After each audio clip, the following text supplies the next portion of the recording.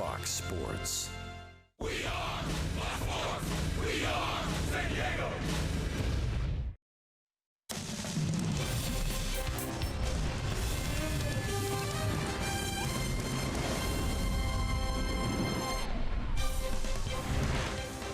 Last night, the Marlins pitching was able to quiet the Padres' bats.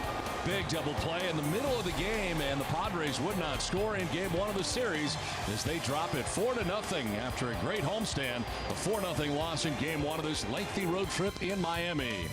Well, JT Realmuto getting ready, and he's getting ready to face a right-hander tonight against right-handed pitching, hitting at .328 with a .947 OPS. On the other side for the Padres, Jose Pirela continues to hit. Had a multi-hit game last night and now 19 multi-hit games on the season. We welcome inside the broadcast booth as we get ready for the middle game of this three-game series between the Padres and the Marlins. Don Orsillo with Mark Grant. Welcome to Padres baseball. Well, tonight, Tyson Ross is on the mound, and Mud, he's been outstanding, especially last 5 outings. They need a nice outing from Tyson Ross after last night's shutout, and the quality start is so key these days, going 6 innings, allowing 3 runs or fewer. And what has Tyson Ross been doing so well? It's the slider to the both sides of the plate, righties and lefties alike. Now the cut fastball comes into play too. Even when Tyson gets behind, he can throw that cutter or that slider in a fastball count. That's the reason why he's got the 2.79. And the Padres 5-0 in these starts, right? So he's keeping them close. The bullpen is doing well. If you can go 7, that's great. But a solid 6 from Tyson is what they're looking for tonight. Well, the Marlins have a young team. Their right fielder is outstanding, and Brian Anderson, he's putting up some major league numbers. This kid's fun to watch, and this is a young team, this Marlins team, and this guy goes about it the right way. In this day and age of launch angle and guys trying to exit velocity, hit the ball out of the ballpark, there's a reason why Brian Anderson has these numbers, ranking first in those RBI second. This guy's old school as a youngster, 25 years old. He uses the whole field. He chokes up with 2 strikes. And remember that little dunker down the right field line last night, late in the ball game? He doesn't try to yank the outside pitches. He knows the count, he knows the approach, and he knows exactly what to do with certain pitches, and he did that last night. He's a darn good young player. Padres trying to bounce back in Game 2 of the series when we return. In Darren Bosley, we trust. The Padres pitching coach weighs in along with some of the pitching staff. Bob Scanlon will join us next from Marlins Park in Miami on Fox Sports San Diego.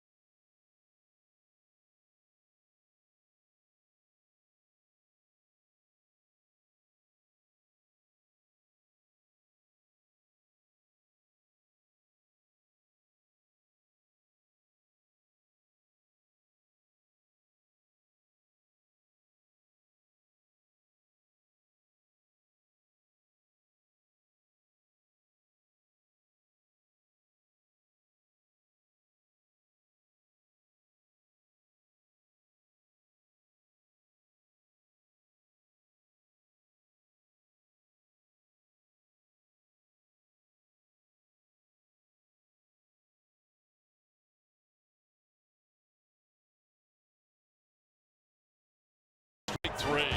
Oh, that slider. And that is strike three. Nice start for Clayton Richard. Jordan Lyles. He's doing it all. Kirby dropping the old trap door. He struck him out, and the Padres win. Tyson Ross, Clayton Richard, Jordan Lyles, Brad Hand, Kirby Yates. What do they have in common? They're all veteran pitchers that have returned to San Diego to improve their career, either to revitalize or to fine-tune it. What's the common denominator? The pitching coach, Darren Balsley. He's been an absolute guru at getting the most out of those veteran guys. What's been his secret? Here's Darren to share it with us. It takes courage to change a little bit, but they seem to get a little bit of confidence and do what they do best. And when you're comfortable on the mound and don't have to worry about anything else and getting the hitter out, things work. And I think that's what's happened over here. He cares. I think that's the biggest and most important thing is he cares about how his pitchers do. And when you have a coach that cares so much about each individual, collectively we feel it and we want to do well for him. So it means a lot to have someone that cares so much. He cares about them. That's the key thing. He believes in them. And as Darren often says, a lot of these guys have been given up by other organizations. He believes in them. He makes that connection with them, and he gets the most out of them. Those veteran pitchers so far this season are responsible for 18 wins and all 19 saves that the Padres have posted. Well, it's Franmil Reyes against the Fish. He absolutely crushed Dan Spraley in his last outing. He'll see if he can do it again and give Tyson Ross a little bit of support. Padres, Marlins, first pitch coming up next right here on Fox Sports San Diego.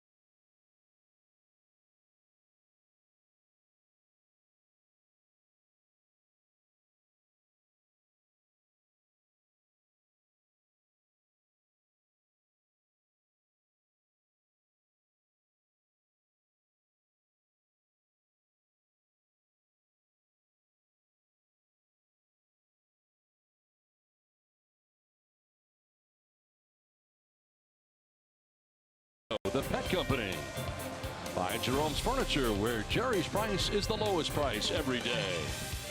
And by Cadillac. Visit your San Diego Cadillac dealers today. Welcome back to Miami. It's game 2 of this 3-game series between the Padres and the Marlins. Roof is closed. It is actually raining outside right now. It's time for the weather report, brought to you by your always sunny Honda dealers of San Diego County. 77 degrees, northwest breeze at 7 miles per hour, humidity at 89%, and the forecast is for scattered thunder showers throughout the night. Don Orsillo, Mark Grant, and Bob Scanlon with you as the Marlins take the field tonight for game 2 of this series, and Padres are looking to bounce back after a very difficult loss here last night. They were shut out 4-0 in the first game of the series. Let's check out the San Diego Padres lineup, brought to you by your San Diego County Toyota dealers. And leading it off is Travis Jankowski's in center field with Eric Hosmer at first base. Jose Pirela is in left with Franmil Reyes in right field. Corey Spangenberg at second base. Freddie Galvis at shortstop. Manuel Margot in center field bats seventh. Rafi Lopez does the catching eighth. And Tyson Ross will bat ninth in the Padres lineup tonight. And they will deal with the Marlins right-handed starter tonight, Dan Straley. Oh, Dan Straley is familiar with the Padres and vice versa. He's got a good arm, good form. He's confident. He's wild at times. The strikeout is there. And once again, the common thread for opposing pitchers is going up the ladder with the high fastball. Straley will do that. Will the Padres lay off if they get 2 strikes and they get that Straley fastball? Behind Straley, the Marlins defense is brought to you by your San Diego Cadillac dealers. On the infield, take a look at Riddle there. What's the riddle? Well, he's pretty good shortstop. JT will be patrolling shortstop. Second base, Starlin Castro. At first, Justin Bohr. Miguel Rojas at third base. JT Ariel Muto will be behind the plate. Derrick Dietrich in left. This team, I swear, they lead the league in first initials for first names. JB Shuck in center field and Brian Anderson in right. We've got JB, JT, and JT on the field for the Marlins tonight. Let's take a look at the keys to the game, brought to you by your San Diego Honda dealers. More of the same for Ross. We talked about Tyson Ross in our pregame and in our game open. And get into the aquarium, the bullpen for the fish, the Marlins. Not a good ERA. Into the 5s for the Marlins. So if they can do that early, chances are they're going to be scoring a lot of runs early. Travis Jankowski standing in to get it started here.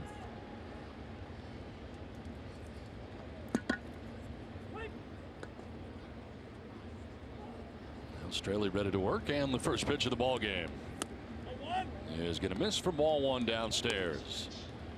Straley coming in with a 2-2 record, 3.50 earned run average, his 8th start of the year for the right-hander. Travis Jankowski leading it off, and the left fielder. Well, the Padres hitting at .304 with a home run and 5 runs batted in. There's a strike, 2-1. Well, Travis is ready to go, wasting no time after that pitch. He's keeping his stance. He's concentrating, focused in the box. Leads the Padres in infield hits, has 10 so far in the year, and certainly with that great speed that he possesses.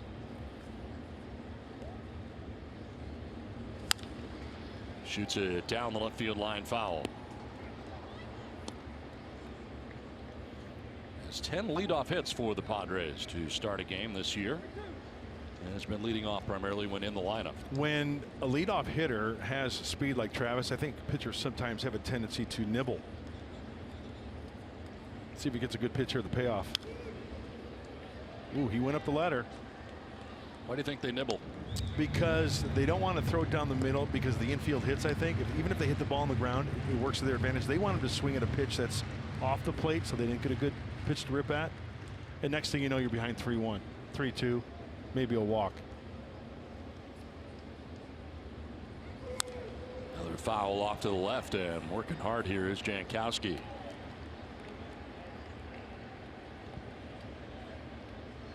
His personal coach, Mark Grant, up here in the booth.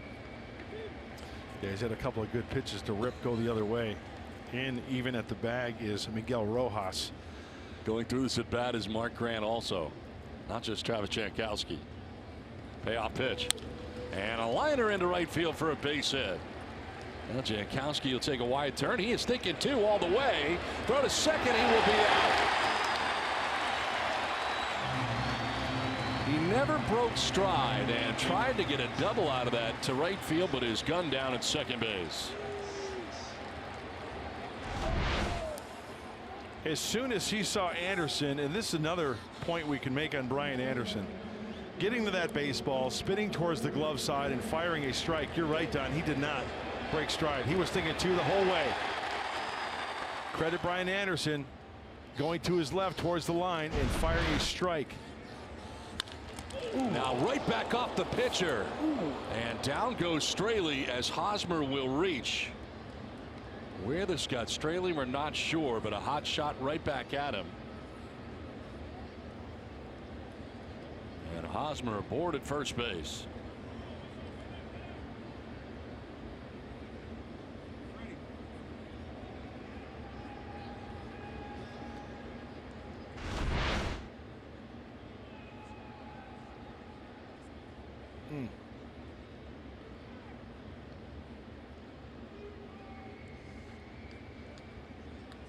And that was not a glancing blow. You could see how hard that ball was hit, and then where that ball went back towards home plate and the first base line. Yeah, checking the rib area there. Wow.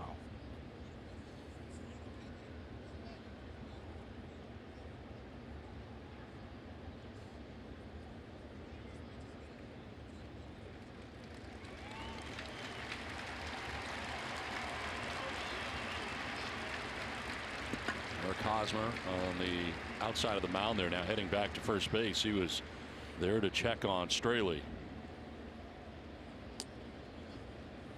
I mean, first of all, anytime you get hit in the chest area, as we take a look here,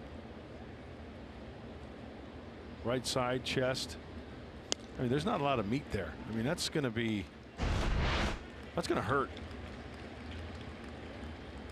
Now the thing is, I mean, you don't want to alter your mechanics. If you get hit anywhere, you start altering your mechanics, then you can get into real problems and hurt something else. He says he's good to go. So they're going to stay with him here. What a scary moment that was. Justin Bohr checking on him as first baseman.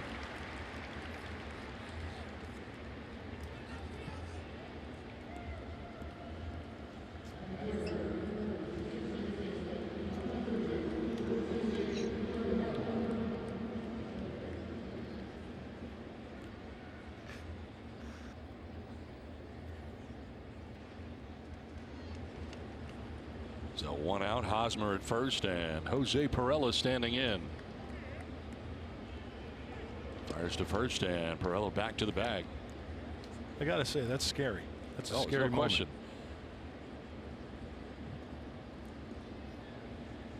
Hosmer gets that lead again at first, and that one bounces into Pirela. And now the thing I look at is location from a pitcher after just getting hit with a P-rod right back at you in the chest. Hockey suit.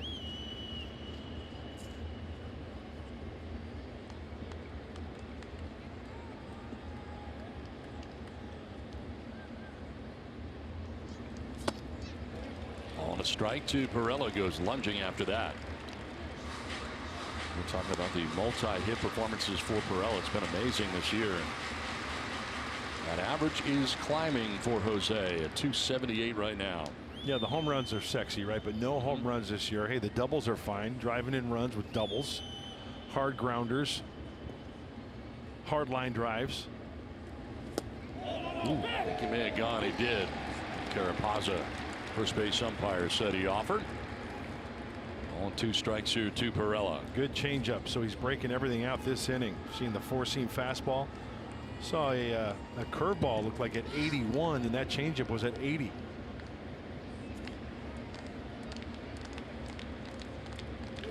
On the ground and by the dive with a shortstop Riddle into left field, and Pirela's got a base hit.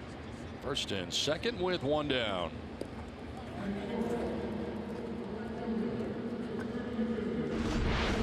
Another hard ground ball. We talked about it. That's a ball that's dipping down in the strike zone. Looked like a 4-seamer. 2-seam action. Good movement on that 4-seam fastball, but hit hard by Pirela through the hole. First and second, one down, brings up Franmil Reyes. There's 2:22 coming into this game.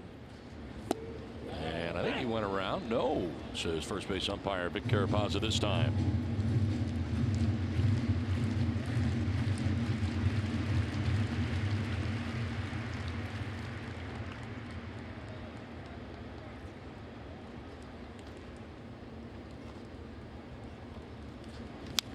Foul back, 1-1.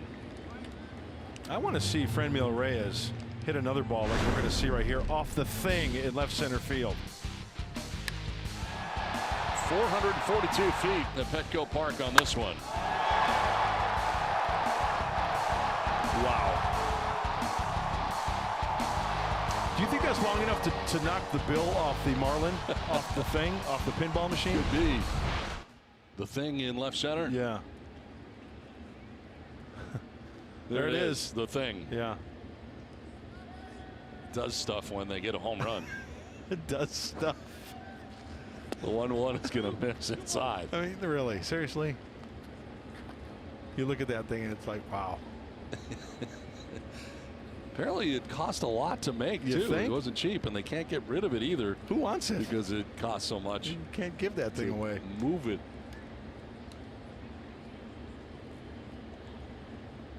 Have you seen the stuff it does when they hit a home run? Yes, but that's one of the keys. We don't want to see that move, right? I think that looked great in your game room at home.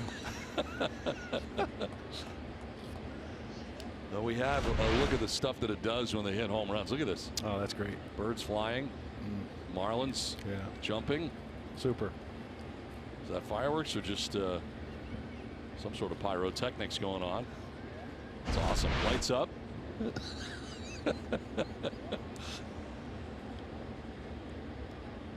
This is where the Padres got to capitalize. I mean, last night getting shut out, they had a couple of times to do some damage.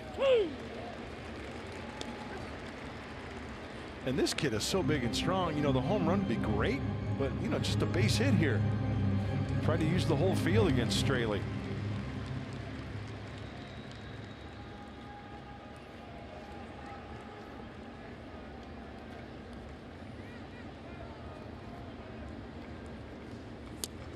And that is strike 3. Reyes will head to the dugout.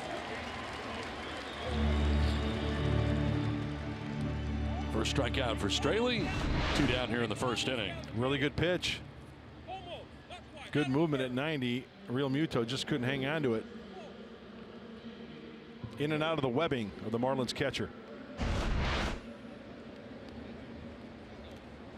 So 2 down, 2 on, and Corey Spangenberg coming up. Spangenberg came into the game last night. Starts tonight, hitting at 193, 5 homers and 12 runs batted in. Yeah, takes a look at strike 1.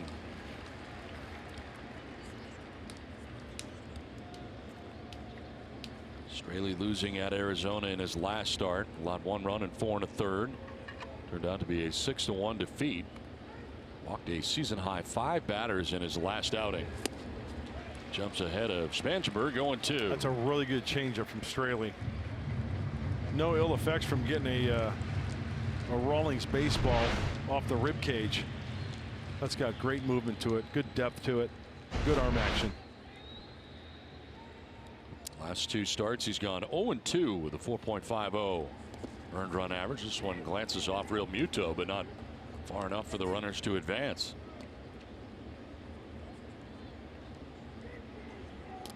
So 0-2 with a 4.50 last 2. Prior to that, in 5 starts, he had gone 2-0 with a 3.12 earned run average, and Marlins had won all 5 games.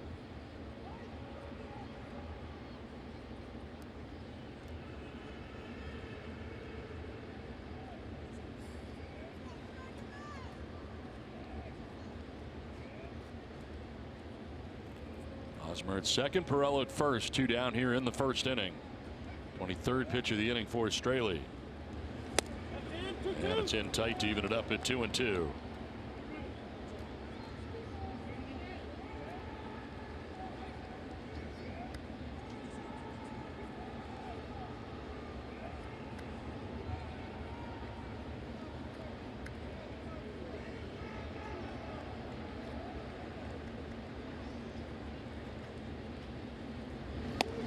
All 3. Good at bat here for Spangenberg. Got down quickly, 0-2, but full count down. The runners can get a start here with 2 down in the inning. Corey choking up. You can see there a couple inches. Good back control. There's a huge hole on the side of the left side, third base, between the bag and Miguel Rojas. And this one is going to get into center field. A base hit for Spangenberg. Hosmer coming around from second. He'll score.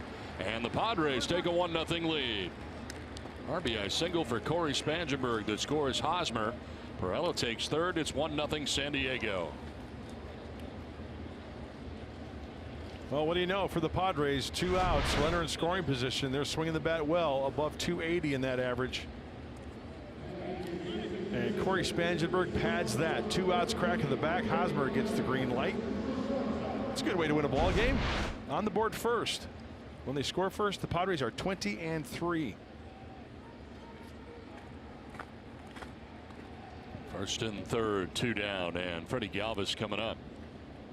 Highest mark in the majors, Don Orsillo, with runners in scoring position, 2 out of 283 average for the Padres. Galvis a little tardy on the fastball at 91.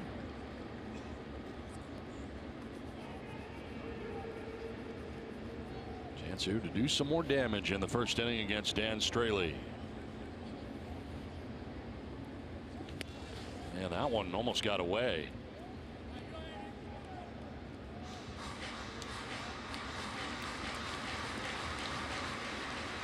Straley was a Padre for a matter of days in 2016. Traded to San Diego April the 28th for Eric Kratz before being claimed off waivers by the Reds on May the 1st. So very briefly a Padre. Now facing them for the second time this year. Runner goes at first as Galvis swings and misses. Ball gets away, and from third base comes Pirela. Throw to third and safe there is Spangenberg. So Spangenberg getting 2 bases on that ball that gets away, and the Padres get their second run.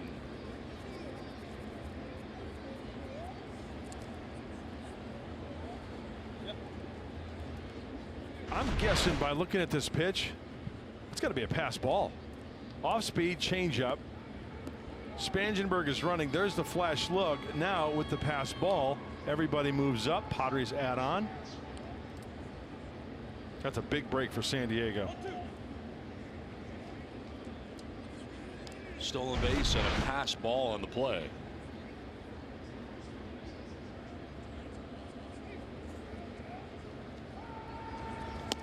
Now Galvis will take a pitch up high. So another run 90 feet away here for Freddie Galvis, locked up here with a count of 2-2.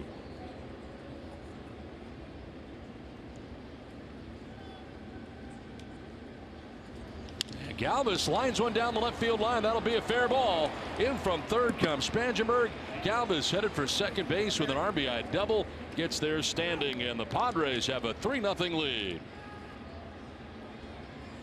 Well, a great first inning. Unable to cash in yesterday, but today they do cash in here right out of the gate in the first. The 2-out hot Pods. And that is going with the pitch. That is something that the Padre hitters need to do. Corey Spangenberg going up the center of the diamond for the RBI. Freddie Galvis taking that high pitch for his 11th double. That's a nice crooked number in the top of the first here.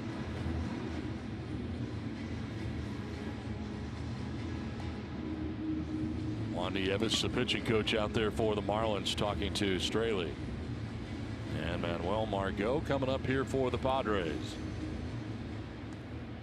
Out of the 7th spot tonight, hitting a .214 with a home run and 16 runs batted in.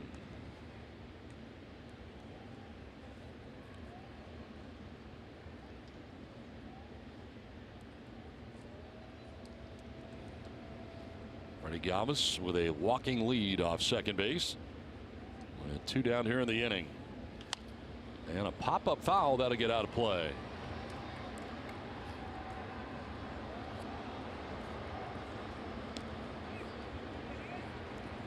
That 2-out stat with runners in scoring position is amazing. It is incredible. Able to kind of lock in and get the job done.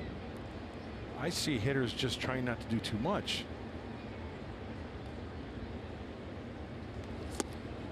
Oh, 0-2.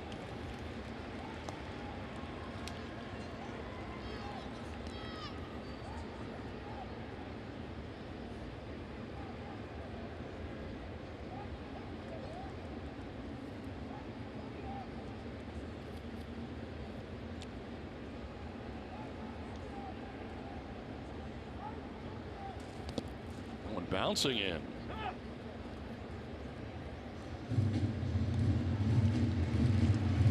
Go hitting a .214, a home run, and 16 runs batted in.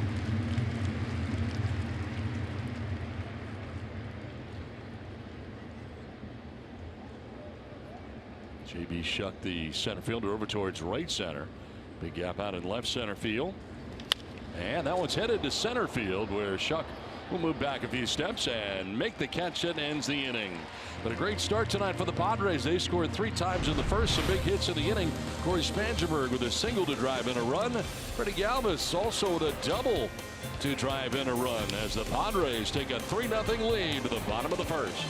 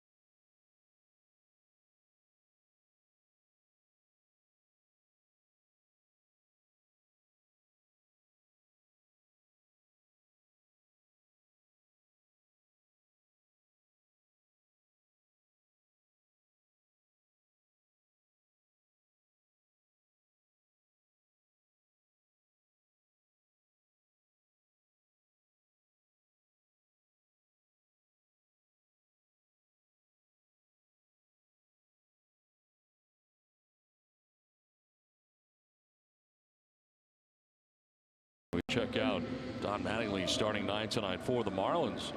Starlin Castro going to lead it off at second base with Derrick Dietrich in left field. JT Realmuto does the catching with Justin Bohr at first base. Brian Anderson in right field. JT Riddle at shortstop with Miguel Rojas at third. JB Shuck in center. And Dan Straley, the pitcher, batting out of the 9 spot with Tyson Ross on the mound tonight and already with a 3-run lead. Tyson Ross, any pitch, anytime. He's got the cutter and slider command. He'll throw it first pitch. He'll throw it 2-0. Look like a first pitch little cutter in there for a strike. Yeah, the 3 runs is nice, especially the first inning. Quick inning here for Tyson. Get right back in there. Starlin Castro leading it off here for Miami. 292, 3 homers, and 24 runs batted in.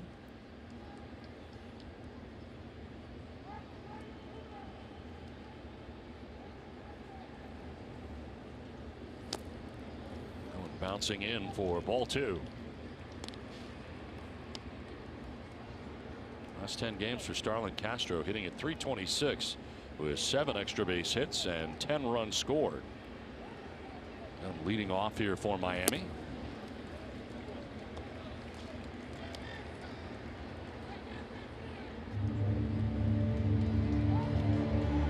On deck is Derrick Dietrich. Had last night off, back in there tonight for the Marlins.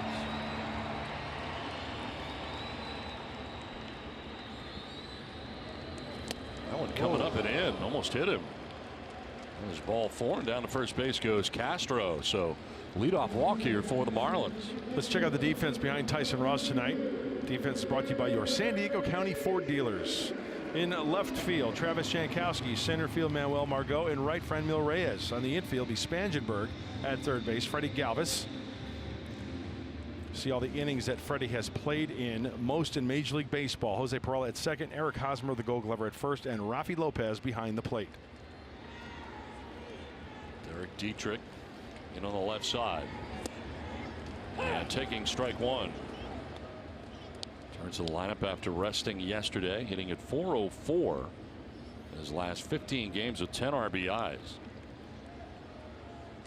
9 for 22. 6-game hitting streak against the Padres. That one bouncing in here for Ross.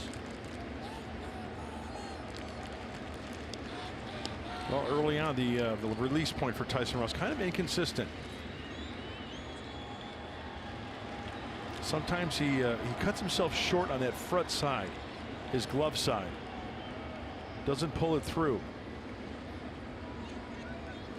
Talked to Darren Balsley about that, and that's one of the things, you know, when Bob Scanlon was talking about pitchers coming over to San Diego and kind of turning their careers around. Well, Tyson Ross, first time around, he pitched extremely well. Then he had the injuries, but that's one of the things that Darren Balsley talked about as far as mechanically speaking for Tyson.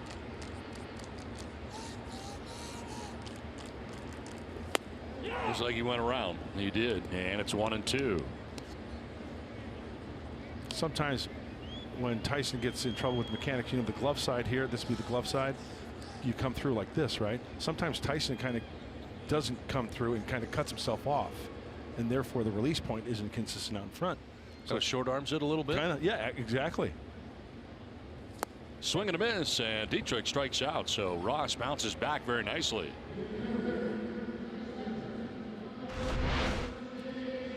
Watch the glove of Rafi Lopez. That's exactly where he wants it. Out of the hand, looks like an 85-mile-an-hour, you know, little slider, maybe even a fastball to the hitter. Very tight spin, tough to pick that up, and before you know it, it's by your back foot. 1 on, 1 out, and it'll bring up JT Realmuto.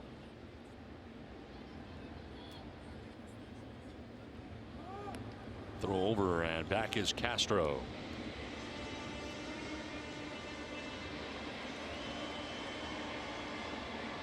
Pitching rematch here for May 29th between Tyson Ross and Dan Straley. Padres won that game 9-5 in San Diego. Ross allowing 3 runs in 5 1/3 as they check again on the runner at first. He did not factor in the decision. Straley did take the loss, allowing 5 runs, 4 earned in 5 2/3. Ross and Straley, they were teammates with the Oakland A's in 2012.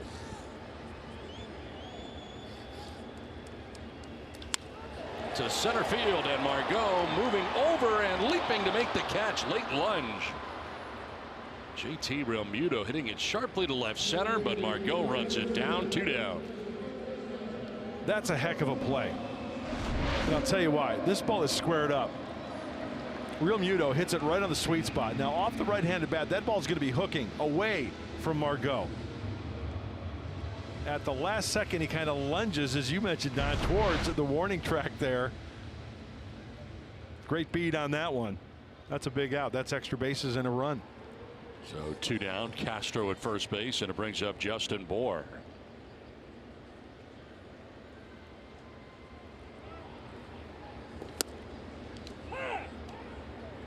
Bour at 246 coming into tonight's action. Has 10 home runs and 27 runs batted in.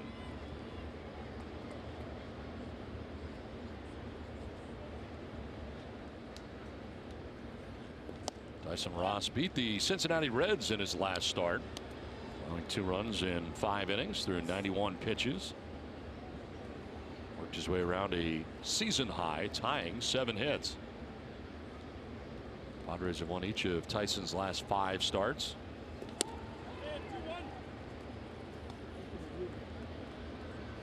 In fact, when Ross does start a game, the Padres are 9-3.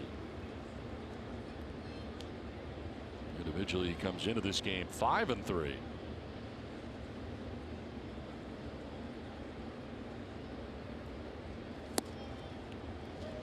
3-1 to Bour. Trying to consistently, or I should say, throw the ball inside to Bour so he does not get extended.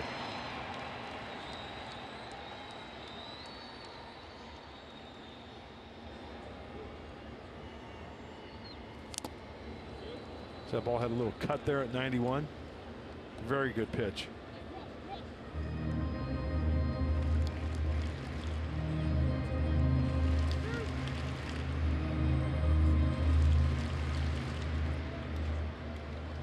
Castro walked to begin things here in the first inning, still at first base with now 2 down. And that is strike 3. Bour is frozen. Second strikeout of the inning for Tyson Ross. Done with 1. 3-0 Padres.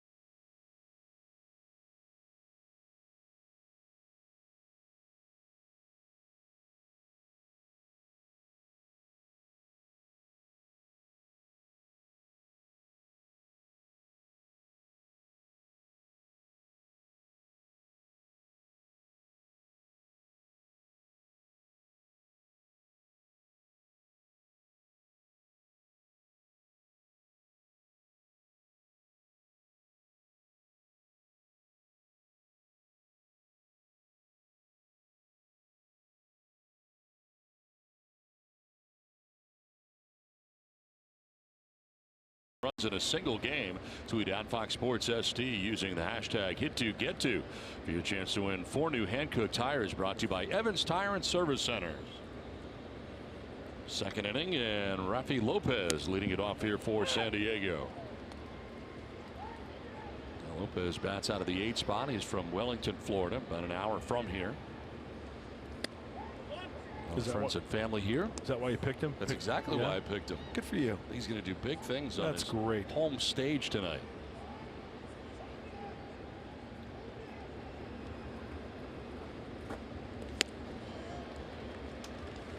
By the way, you know that ball Hosmer hit off of Straley? Yes. Exit velocity? Oof. 109. Oh, right in the ribs. Yeah. Straley stayed in and is back out there to begin the second inning.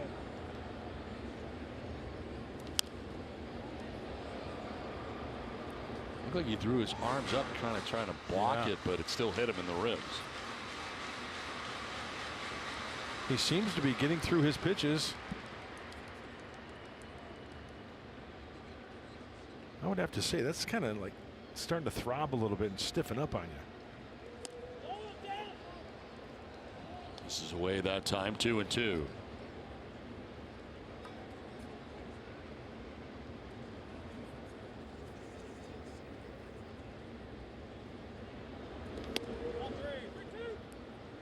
Full count now. Lopez got down on the count, but has worked it full here. It'll be Lopez, Tyson Ross, and then Travis Jankowski.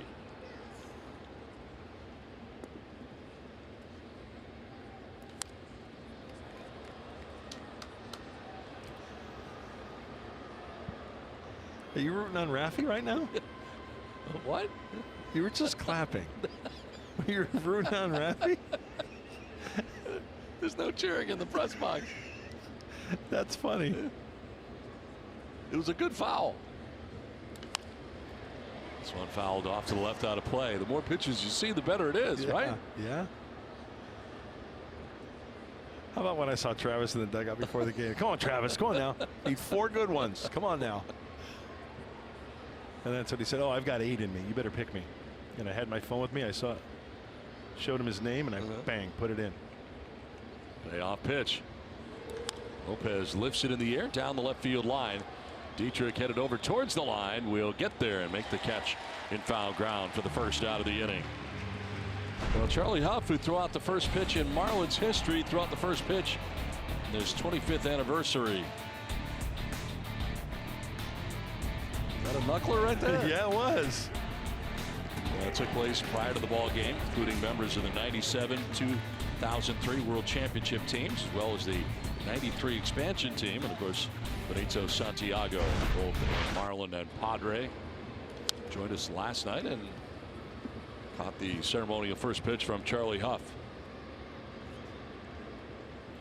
They had mixtures of all kinds of Marlins out there. 97 and 03 championship teams. And the very first one, expansion team, many of them honored last night as well.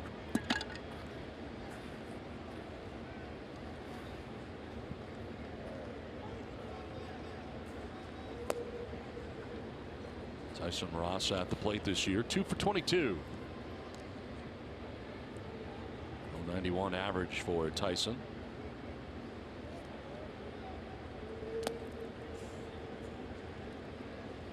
He knows that Tyson Ross, you just can't feed him a fastball down the middle of the plate. He's mixing in breaking balls there to even the count. He might get a fastball here. Fastball away, maybe. Popped up, foul ground. Bohr over towards the seats, but will not have a play. Nice catch by the Friar. Yeah. All right. That's a great look. How comfortable is that, by the way? Seriously. Be very comfortable to wear. A lot of leg room. Room for the boiler. Fouled off to the right out of play. And the rope, it's not like one. It's not like a belt. You know, the rope will expand. So, according to the boiler size, you can adjust with the rope. And a nice grab. Nice catch. Nice going, Padre. 2-2 pitch. And that is strike 3. Ross Newen takes with him the second strikeout for Dan Straley. 2 down. I've been talking about the 93 Marlins, the first ever Marlins team, and what they did statistically. Finished the year 64-98. 6th in the National League East, 33 games behind the Phillies. They were led by Jeff Conine and Orestes Destrade. Pitching leaders Chris Hammond and Brian Harvey.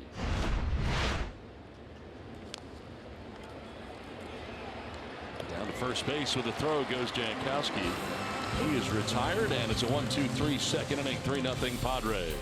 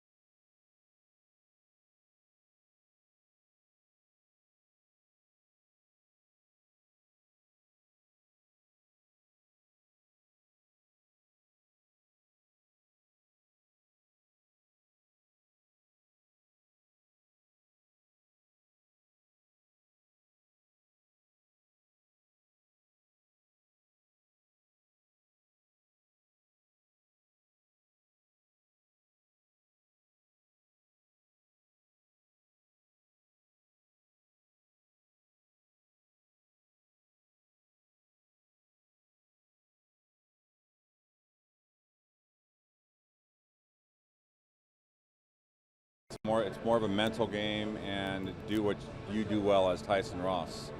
I'm sure there's a lot of pitching coaches, including myself, that you see his delivery and his mechanics and you want to make certain changes, but he's a unique athlete, and again, I'm going to use a comfort word. I want him to be as comfortable as he can on the mound, so he just has to worry about getting the hitters out, and that's it. Of course, we do mechanical work in the pen and search for different pitches and different styles that he may be able to pitch each team. But even our pregame meeting, you know, Tyson has to be Tyson, go out there and do his thing, and he's usually successful when he's doing that. Darren Balsley talking about Tyson Ross. Tyson needs to be Tyson, and he talked about the mental game and his ability to make adjustments more quickly now than he used to, guys. And we saw a great example of that in the first inning. Did not have the release point on the first batter, but he came right back, found the field for that slider, and got himself back on track. Tyson Ross growing as a pitcher, guys. Back up to you. All right, Scan, thanks very much. You had 2 strikeouts in that first inning.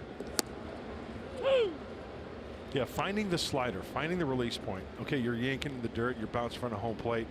Now maybe you look at the catcher and maybe you try to throw it towards a different part of his equipment to get that release point. Down to Spangenberg at third, and he throws across for out number 1. You know, there's a soft focus and a hard focus, and Bob Scanlon, you know, when you miss with a certain pitch, maybe a release point, maybe it's time to hard focus on maybe the catcher's kneecap, the right kneecap, the chest protector. What do you think about that? Yeah, no question, Mud. And obviously this comes down to being your own pitching coach in the game. And we talk so much about Darren Balsley and what a fantastic job he does. You talk to any of these pitchers, they talk about the scouting reports that Balls puts together for them. But then at the same time, he teaches them to be their own coaches on the mound, as you have to be. And you're absolutely right in terms of the focus. Sometimes the quickest thing is to make that adjustment with your eyesight. Where are you starting that pitch? Where are you trying to locate it and end it up? And that's one of the things that Tyson's gotten really good at. He's gotten very good at getting ahead, that's for sure. 6 for 6 first pitch strikes in this game for Tyson Ross. Dealing with JT Riddle with 1 down. Riddle will foul it down the left field line out of play. Hey, Mud, a question for you. how difficult was it for you to mechanically make adjustments in game if you felt like you didn't have something going on right from the get-go? It was hard because I was too much of a thinker. I wanted to try to eliminate all thinking and do my work in the bullpen. You know, and I wanted to become second nature on the mound. So if somebody threw something into my head when I was out there, it kind of worked against me, if that makes any sense to you there. But you know, let's say somebody said, hey, you got to shorten your stride a little bit. I would think too much, shorten my stride, and that would affect the rest of my game. So it really wouldn't. I know it comes to a shock to some people that I actually thought when I was, you know, had a. Don't think, it only hurts the ball club? Yeah, legitimate thought. So, you know, yeah, I would only hurt the ball club. Don't think, just throw. Yeah, meat, right? How about you, Bob?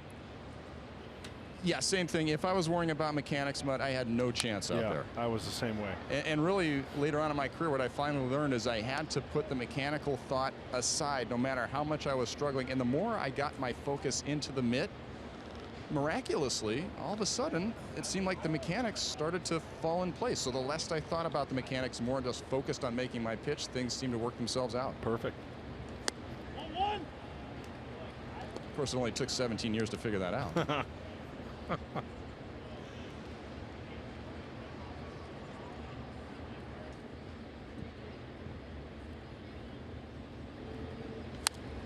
Popped up foul off to the right, out of play.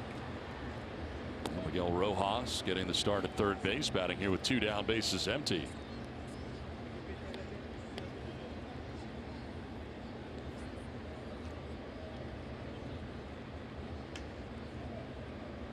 Three strikeouts on the night for Tyson Ross. Walked first batter he faced, but since then has retired 5 in a row. And that is strike 3. Rojas doesn't like it. Takes with him the 4th strikeout for Tyson Ross, who now has 4 strikeouts in his outing. He had played 2. Padres have a 3-0 lead in Miami tonight.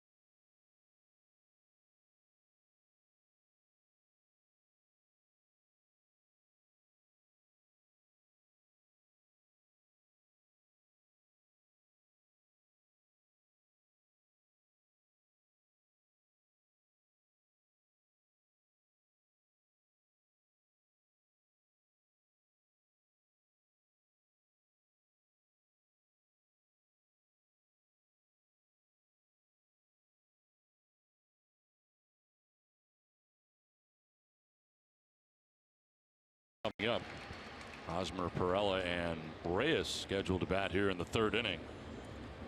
And Straley back on the mound, 51 pitches deep into his outing through the first 2.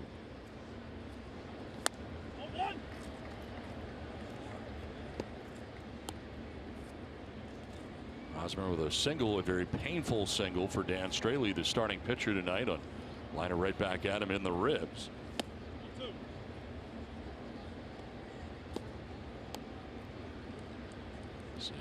Hosmer here getting his 2nd plate appearance. Did come around to score after that base hit in the 1st inning, the Padres' first run.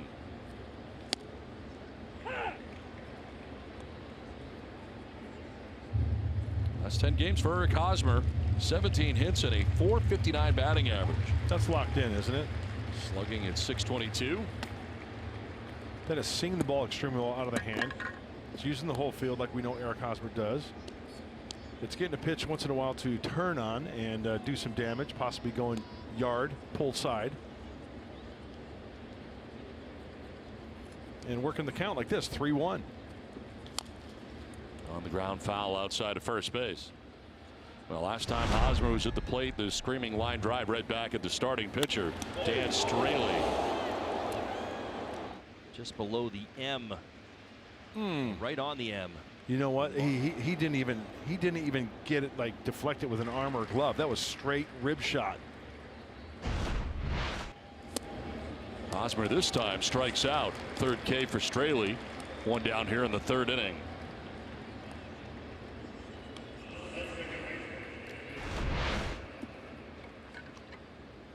Change up way out in front is Eric Hosmer. That appears to be his best pitch. Yes, it's a good one. He's thrown a few good ones this evening. So one down here in the third. Now 5 in a row retired by Straley. And here's Jose Pirela. That first pitch breaking ball right there just sets up so many more of his pitches because Straley's not going to light up the radar gun. He's got about an 11-mile-an-hour difference between the fastball and the changeup.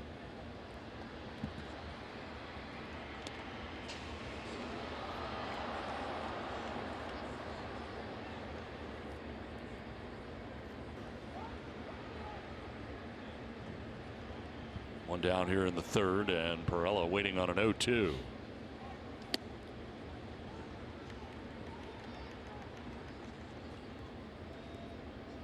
Straley coming in 2-2 in the 3.50 earned run average. 8th start of the year, working in a tandem here with JT Realmuto. Letting the third baseman Rojas know. Yeah, did you see that? I did. Change up, right? Ball may be coming in your direction. Yep. Speeding up his bat. Realmuto behind the runner, flaps his glove. Hey, heads up down there now. Miguel got something soft coming, and what do you know? That foul ball, he pulled it. Pulled it foul.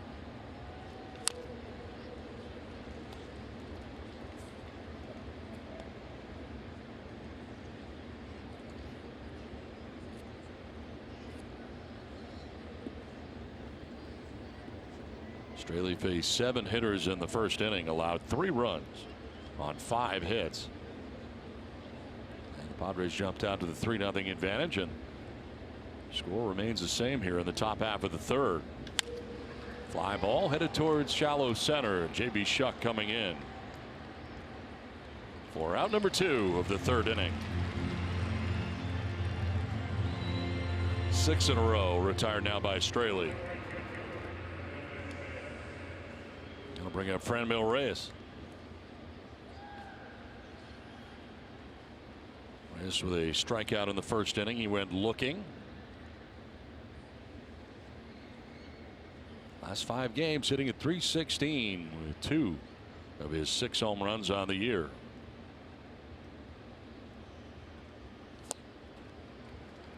There's that changeup.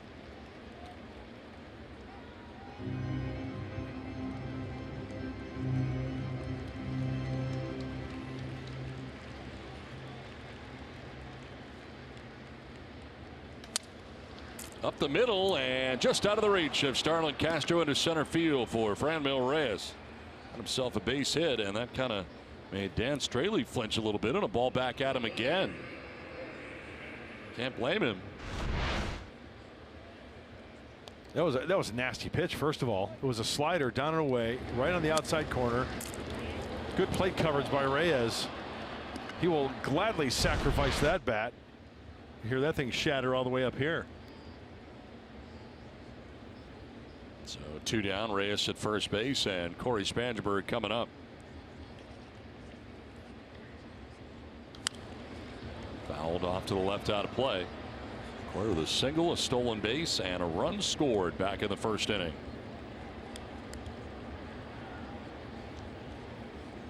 Last 5 games, he's hit at .385. Of course, we saw him pitch on Tuesday against Atlanta. First Padre position player to pitch this year. The first since Eric Ibar to do so since June 8th last year at Arizona. He's been powering up lately, though. 4 extra base hits in his last 5 games. A couple of triples and 2 home runs. Heavy on the right side for the Fish. 2 outs, 2 strikes.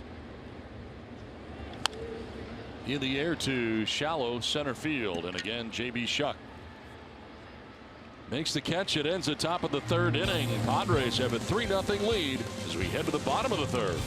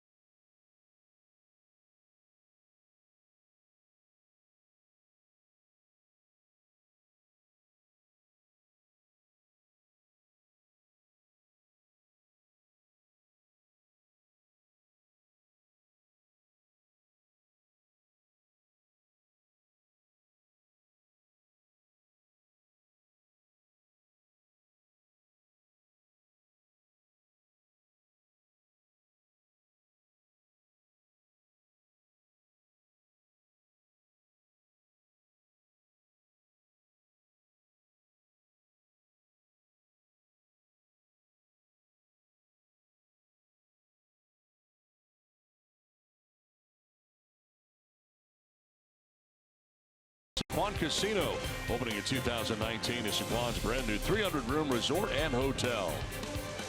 And by Petco, the pet company. Did you say that is South Beach? I would think so. The boardwalk in South Beach. Haven't been there in a while. Now the roof closed. It is raining outside, or it had been when we started the game. Roof was closed here last night as well. And first pitch here at the bottom of the 3rd inning to J.B. Shuck is in there for strike 1. Tyson Ross has retired 6 in a row, 4 by way of the K.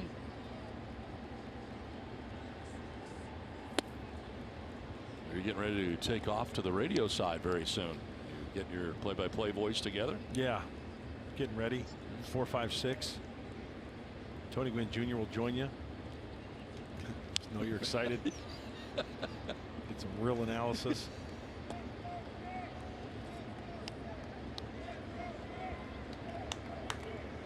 No cheering in the press box.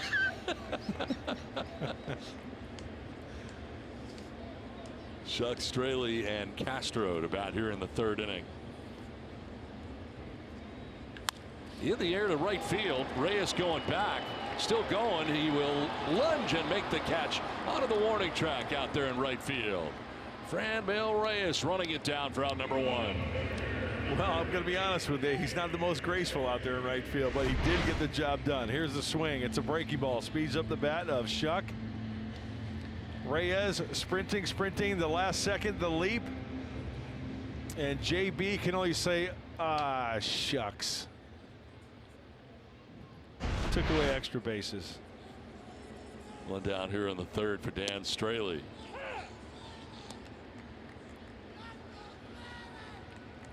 That's a big kid out there in right field running full bore out there. Straley 1 for 11 at the plate this year at .091, his 7th major league season, an .050 hitter. Ross has been ahead of everybody. 9 for 9 in first pitch strikes, and that is strike 3. 5 strikeouts now for Tyson Ross. Well, it's time now for a Coors Light refreshing moment, and we take you back to Tuesday. This is how you catch a foul ball in the stands. Done in San Diego. Here in Miami, not how you do it. This fan just kind of threw his popcorn. Great launch angle, though, on that popcorn. Did you see that? Look at that. Yes. I just don't think it was necessary to flip it over like that. 27 degrees on the line. He's like, I'm trying to catch, really? This is line down the left field line towards the corner. That's going to one-hop the wall. Jankowski plays the carom. Throw going to second base, and Castro will be safe. Able to keep the foot in the bag as he arrived just about the same time the ball did. A 2-out double for Starlin Castro. Second time he has been on. This ball was a nice play by Travis Jankowski. He played this bounce perfectly. Watch Travis. He gets it on the fly, and he sets up there. Bang, catch, crow hop, throw. He did everything right. So the first hit tonight for Miami is an extra base hit.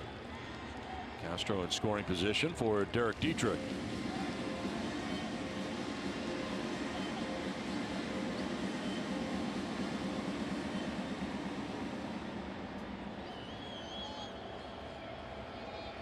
Dietrich struck out swinging in the first inning. 1 of 5 strikeouts for Tyson Ross. Waving their 25th anniversary towels here tonight.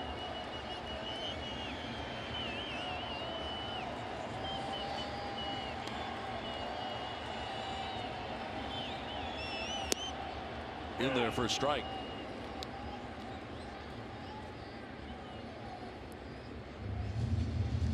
Derrick Dietrich, last 16 games, 22 hits, a .400 average.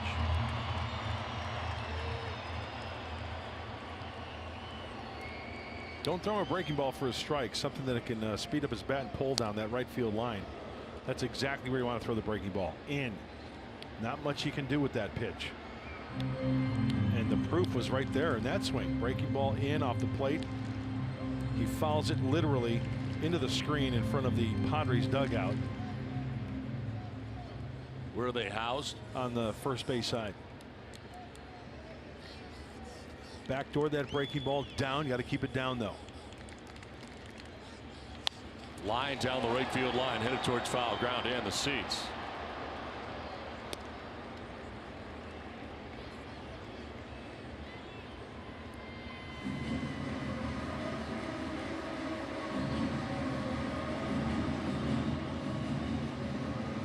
Castro at second base with 2 away here in the 3rd inning.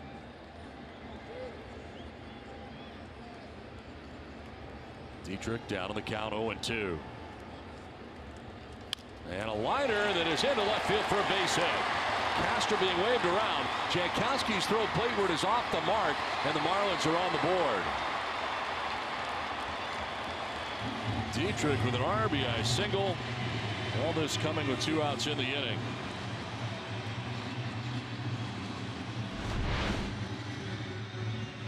Oh, Tyson missed big time with that one. Remember the foul balls down the line into the dugout for the Padres? They were breaking balls in, cutters in.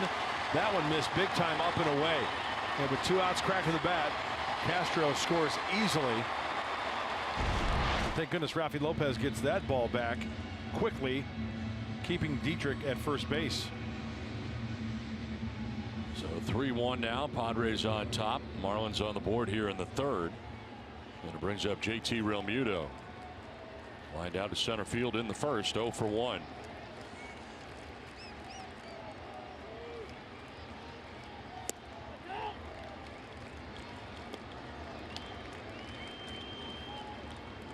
.328 highest batting average against right-handed pitching for JT Realmuto. Joey Votto, we just saw, hitting at .365. Scooter Gennett too, .339, top 2.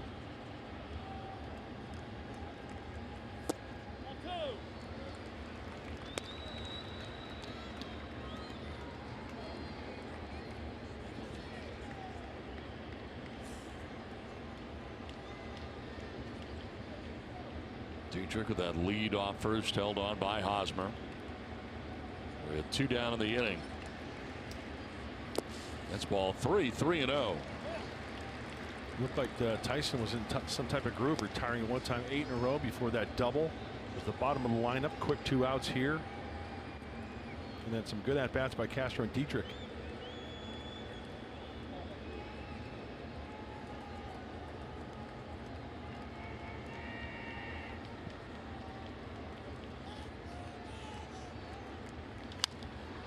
ball headed to left field, and Travis Jankowski makes the catch that ends the inning. The Marlins do get a run. We have played 3-1 Padres.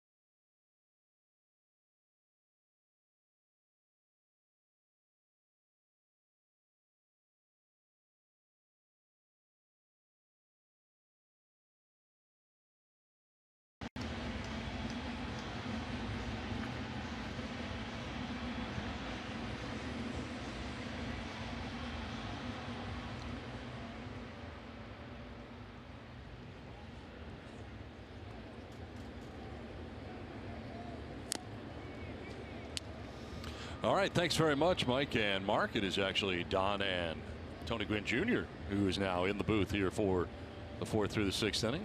How you doing, Don? I'm doing well, Anthony. How are you? I'm fantastic. Freddie Galvis leading it off here for the Padres, and so far so good tonight for the Padres. Able to get to Dan Straley there in the 1st inning. Yeah, they've done a good job. I mean, really 1 through 9 have had extended at bats where they're seeing 6 pitches or more, and that's going to wear Straley down over the course of this game. Freddie Galvis drives this out towards deep right field. Back goes Brian Anderson, and it is gone. Home run for Freddie Galvis. His 3rd in a Padres uniform, and the Padres have their 3-run lead back again on top 4-1. Good start to the 4th inning for Freddie Galvis. I mean, the Padres as a whole have really swung the bats well. They aren't really fooled often by Straley. This looks like a fastball right in the middle of the zone, 89 miles per hour. And Freddie Galvis puts a charge in his exit stage right for Freddie Galvis. Certainly a chance to play here a great deal in a Philadelphia Phillies uniform and in the National League East. Yeah, he's very familiar with this ball club in Florida, in Miami. Oh, there's the Florida Marlins reference again. Manuel Margot getting his 2nd look at Dan Straley. Margot flat out to center field in the 1st inning.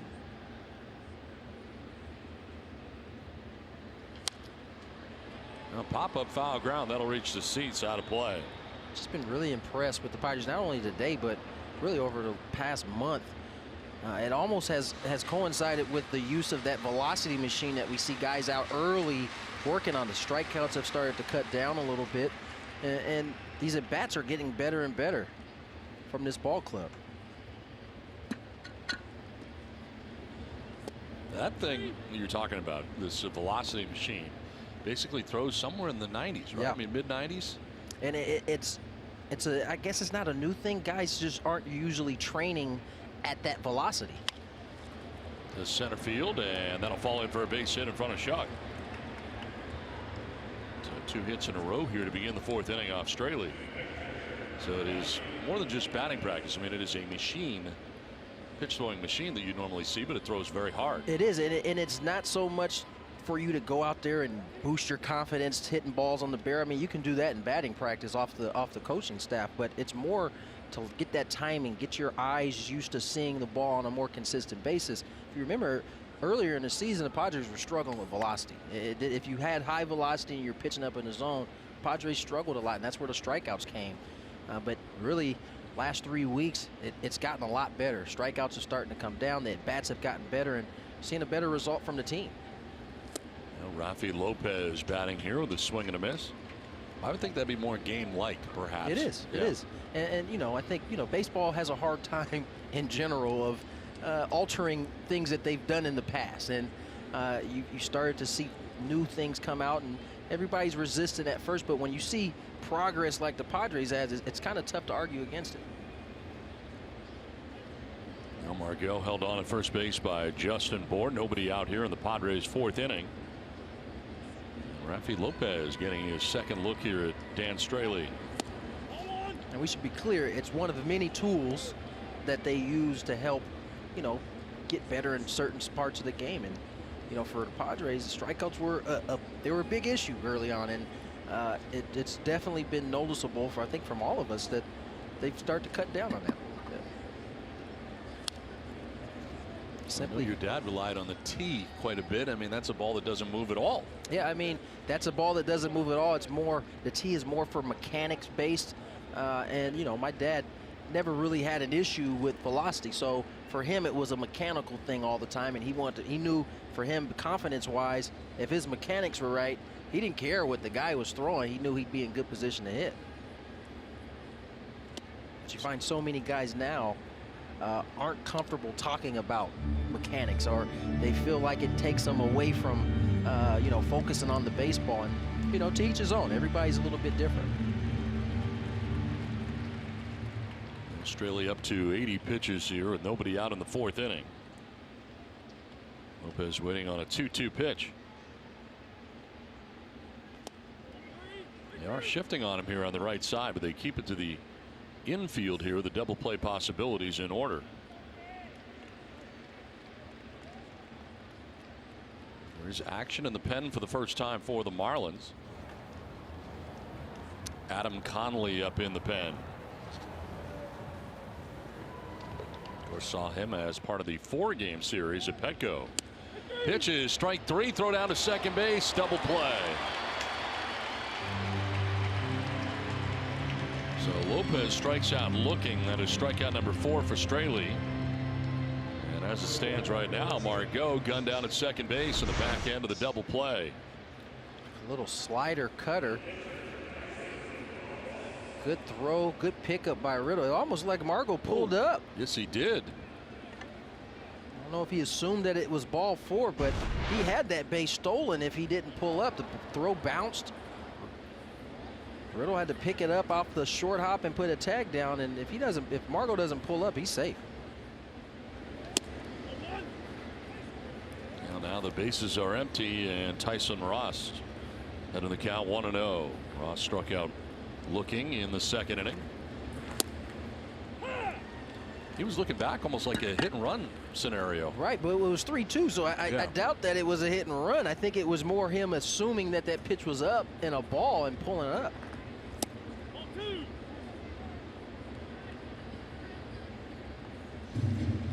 Johnny Washington talking to him now. Yeah, it looks like Johnny's giving him the business a little bit about pulling up a little early there.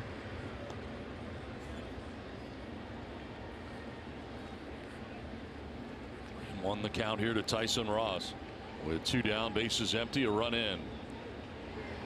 And a liner towards left center field for Ross. That gets down and headed over is Shuck. Ross will pull it up. Long single out there to left center field. That's big. Margot definitely would have scored on that, as it turned out, but instead a 2-out base hit for Tyson Ross, his 3rd hit of the year.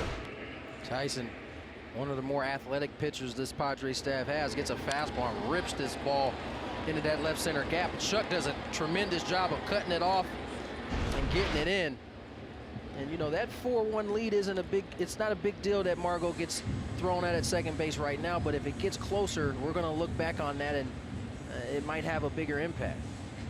Well, Don Mattingly out there to make the change. Dan Straley's going to be done here after 3 2/3 innings. The pitching change from Miami with the Padres on top 4-1.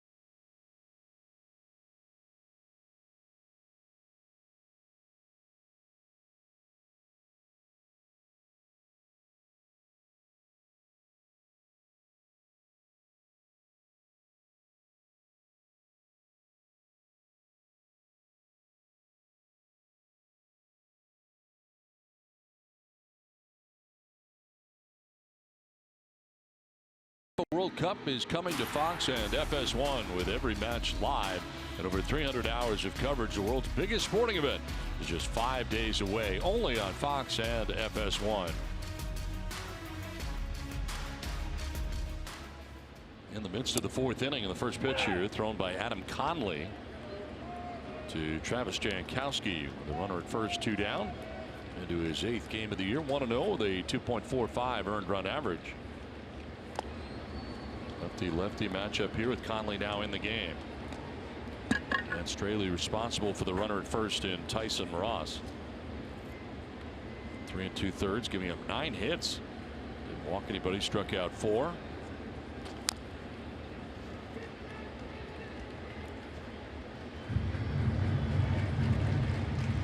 Second round pick is Conley by the Marlins in 2011. 5 of his first 7 appearances have been scoreless. And a liner foul into the netting just beyond the Padres dugout.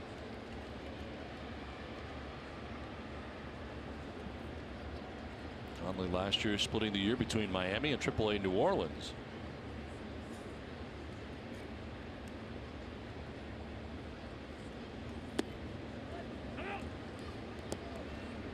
So far, we've seen a fastball changeup mix from Conley.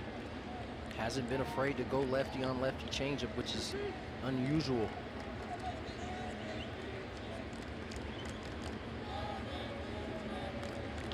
Ground ball headed towards Castro at second base. He will flip it to second for the force out to end the inning.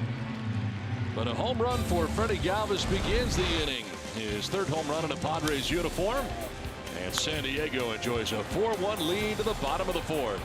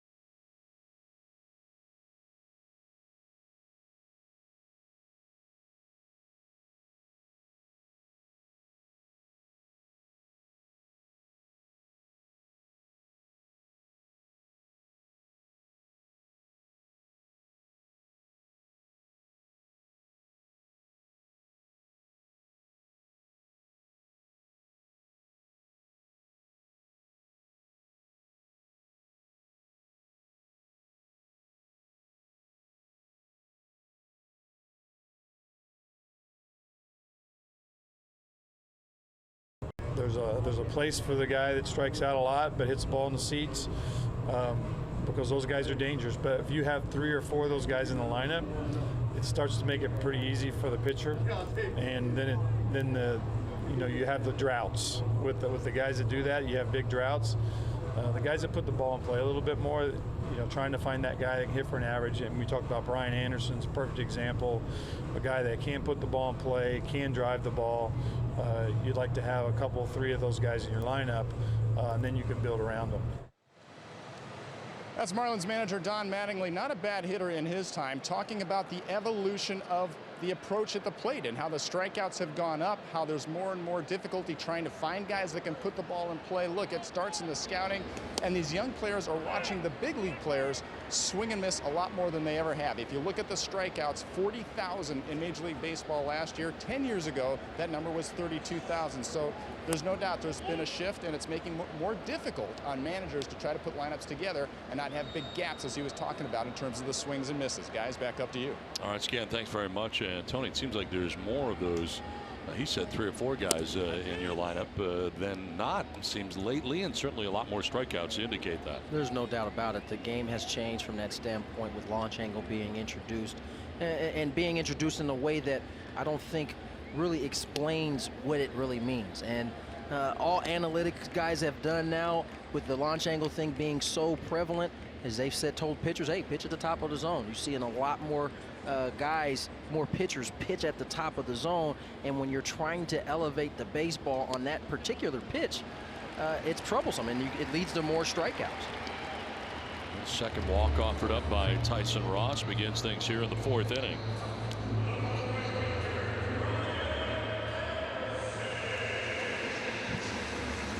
Time now for the key to drive to success. Brian Anderson coming up here. He's been very good in his first year in the big leagues. Most hits in the last 7 days, has 12. Scott Schebler of the Cincinnati Reds with 14. Lead runner on for the Marlins here in the 4th inning, and a liner to left field. Brian Anderson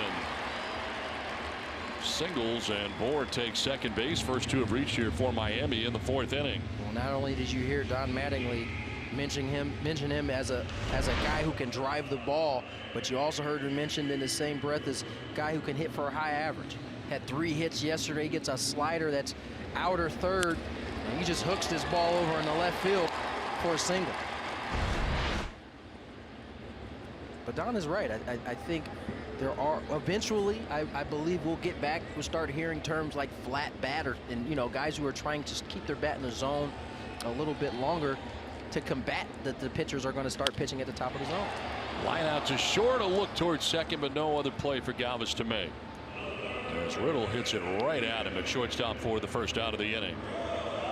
Hey, Tony, I've got a question for you. From a pitcher's perspective, it seemed like back in my era, if guys were swinging the way they do now, the pitchers would carve them up. They would take advantage of those big swings, but it seems like now the hitters are able to take advantage of more mistakes. Do you think this is the hitters adjusting to the pitchers, or is it pitching adjusting to the hitting? Which came first in terms of this evolution that we're witnessing now, and the success so far that hitters are having in hitting home runs and getting more pitches in the zone to drive out of the ballpark? I think hitters adjusted to pitchers, the down and away.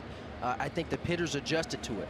Now, I don't know if there's been any adjustments after that, because you're starting to see pitchers, as I said, pitch at the top of the zone now. But because organizations are bringing up guys who throw hard and don't necessarily know how to pitch, it's hard to carve up guys and take advantage of the holes that are there, because the pitchers, for the most part, don't do a good job of being able to locate the ball when and whenever they want. And so if you can't locate and it's just dependent on your velocity, you're going to miss the opportunities to really carve up hitters. But that being said, I still think pitchers are ahead of the curve, because the hitters are striking out more than they ever have in the history of this game.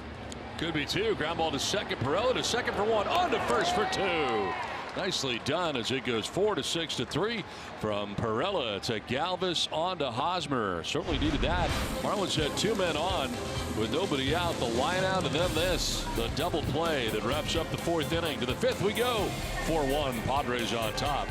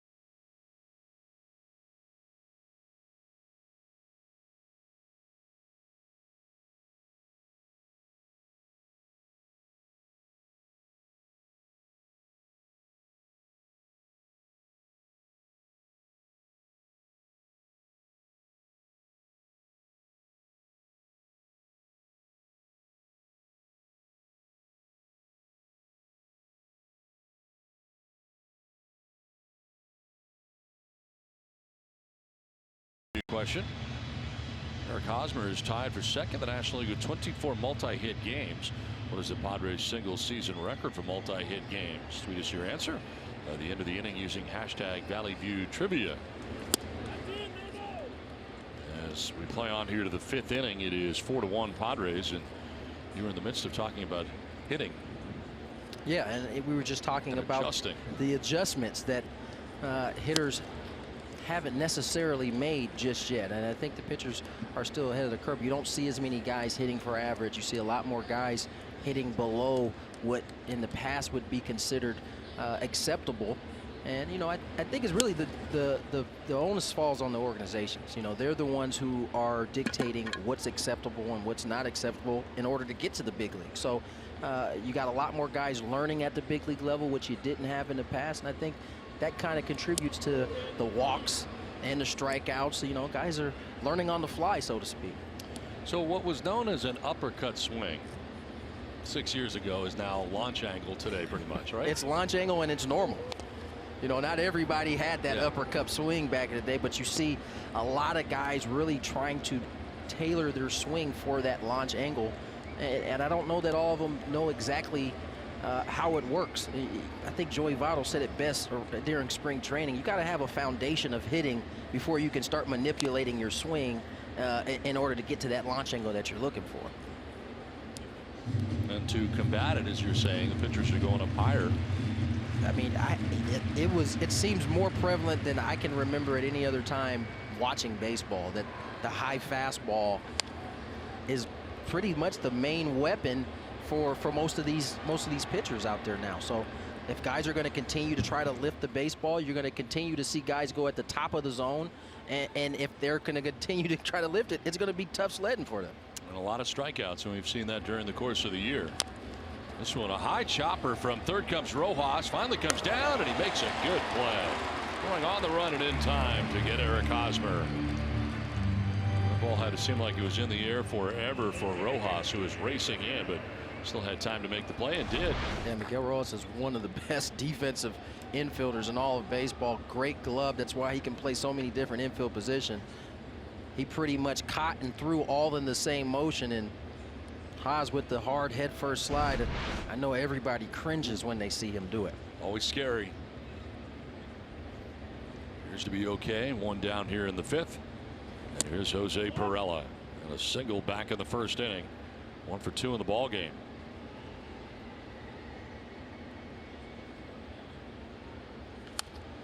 Fouls it off to the right, out of play. Been impressed with Jose Pirela from the standpoint, no homers here in June. I know that's something that has crossed his mind, yet he still goes out here and he gets his hits, and I think that's impressive for a guy who drove the ball out of the ballpark a little bit last year. Yeah, that's the thing. He's become, it seems, more like the kind of hitter we were talking about a little bit, where you're thinking about batting average and perhaps hits more than you are about power and launch angle. I'm not sure that launch angle has been part of his game this year. Yeah. To short, and Riddle throws out Pirela at first base, 2 down. I don't know if that's by design. There was a point in the season where it seemed like it was kind of getting in his head a little bit and he was trying to get the ball, but then at some point it seemed like he just said, okay, well, just go with what's working right now, and he's lining the ball up all over the field as he had last year, just hasn't had the homer to go across it yet. And I honestly think the way he swung the last couple of weeks, it's not far from it. Ground ball outs here in the 5th inning for Adam Conley, and now he deals with Franmil Reyes. This guy's got some launch angle. He does.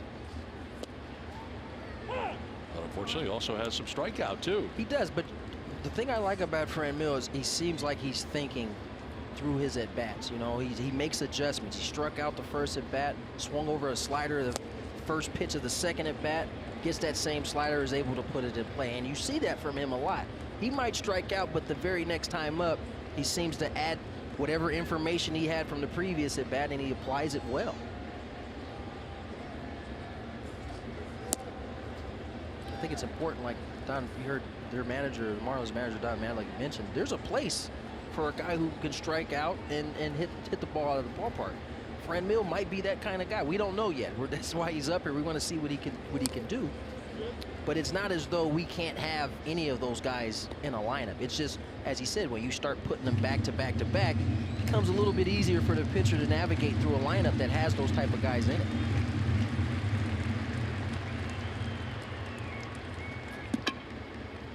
Two pitch.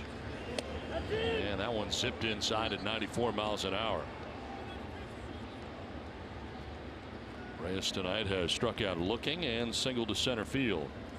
And his first look tonight at Adam Conley. And it's on the ground to short. JT Riddle slides to his right and throws out Reyes. Halfway through the ballgame, the Padres enjoy a 4-1 lead.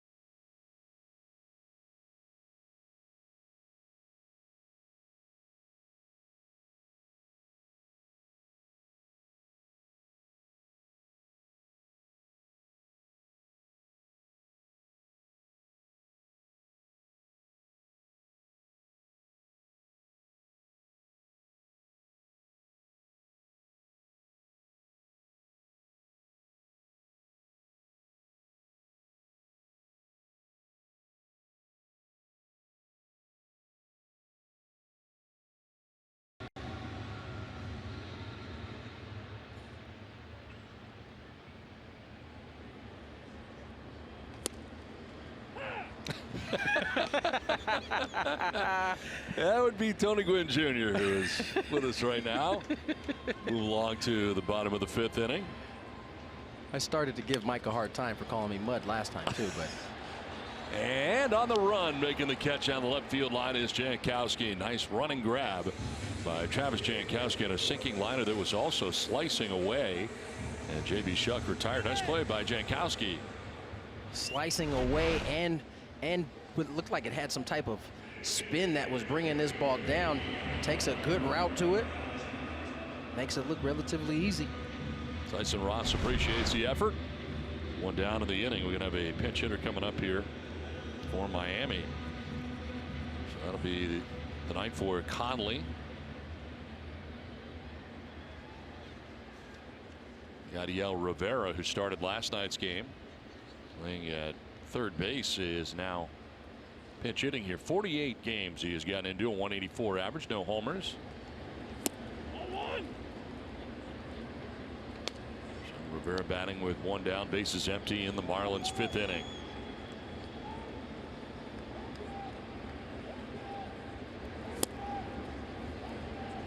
We're talking about before the game. This team still had the Giancarlo Stantons, Christian Yelich's, Marcelo Osuna. I mean, this was a pretty good club and formidable club that almost made the playoffs last year. Yeah, offensively, this team was as good as it got. They could make up a run deficit in a hurry with the kind of bats they had, but from a pitching standpoint, they lacked big time, whether it be starting or the bullpen. And you know, the death of Jose Fernandez really changed the organization as far as how they were going to be competitive. Yeah, that is strikeout number 6, and they had to throw him out at first. They do. There are 2 outs here in the 5th inning. Let's check in with Bob Scanlon. Well, guys, it's time for the top tier plays brought to you by Arco. And the top tier play is the slider by Tyson Ross. He found it in the 1st inning, and it's been responsible for 5 strikeouts so far today. But more importantly, this play right here. This was the ground ball double play that got him out of trouble in the 4th. It's been the slider, as usual, for Tyson Ross. That's been the difference maker for him in getting him here into the 5th inning, guys. Well, Scan, how much of a difference do you think there is between the slider we saw from Tyson Ross before he got hurt and the one that we're seeing now? You know, the one that we saw before he got hurt was a couple of miles an hour harder, but honestly, it's not the velocity, it's been the action on it. And ever since about his 3rd start of the season, I think he's gotten back to that same downward depth that made it so effective, not against just right-hand batters, but lefties as well. I don't think he has his best one today, but we've seen it at times. Fortunately today, he's got enough that has been able to get some big outs for him. I think you're dead on there, Scans. Is after that 2nd start, which the slider was moving more right to left, not as much depth, we started to see it kind of work north to south with a little bit of east-west on it. This one grounded softly down the first baseline. Ross will pick it up and look out. He will touch the bag with Hosmer there as well. So a 1-2-3 5th for Tyson Ross. A 4-1 Padres lead.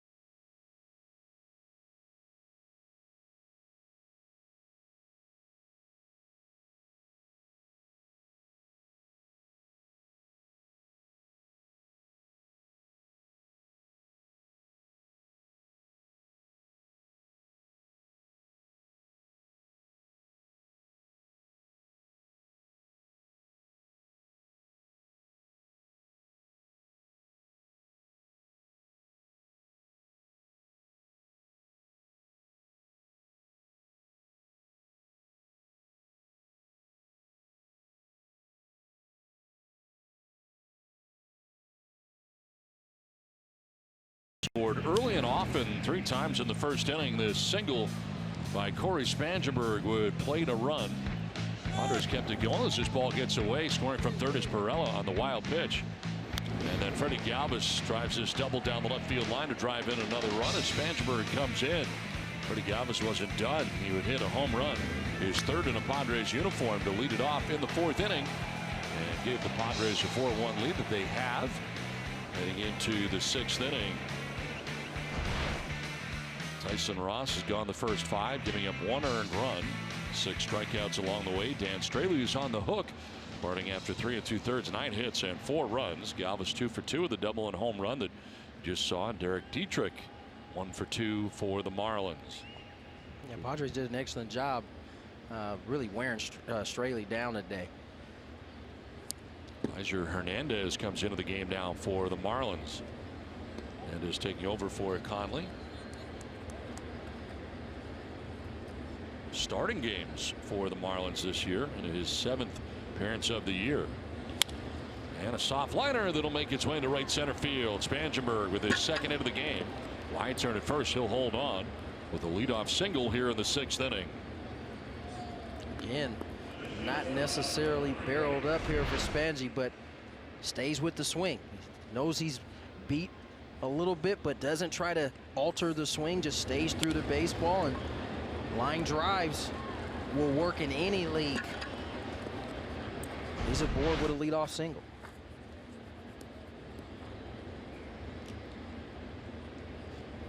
Freddie Galvis getting his 3rd plate appearance of the night.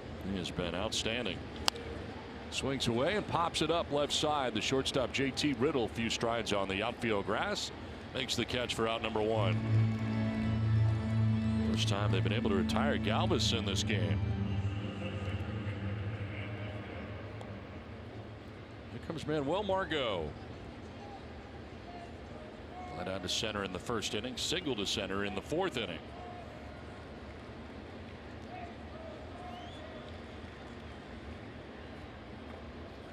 Adam Conley departed. He was pinch hit for last inning by the Marlins. He ended up going an inning and a third, all zeros. Retiring all 4 Padres that he faced on ground ball outs. All the runs the Padres have, the responsibility of the starter Dan Straley.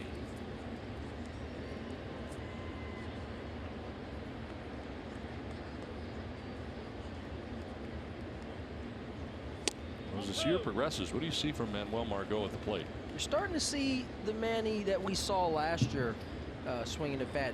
Obviously, he's having to dig himself out of a hole that he's created from the early part of the season, but saw some really good signs last night. Barreled that ball down the line in left field and hit a ball to center field that's out in most stadiums except here.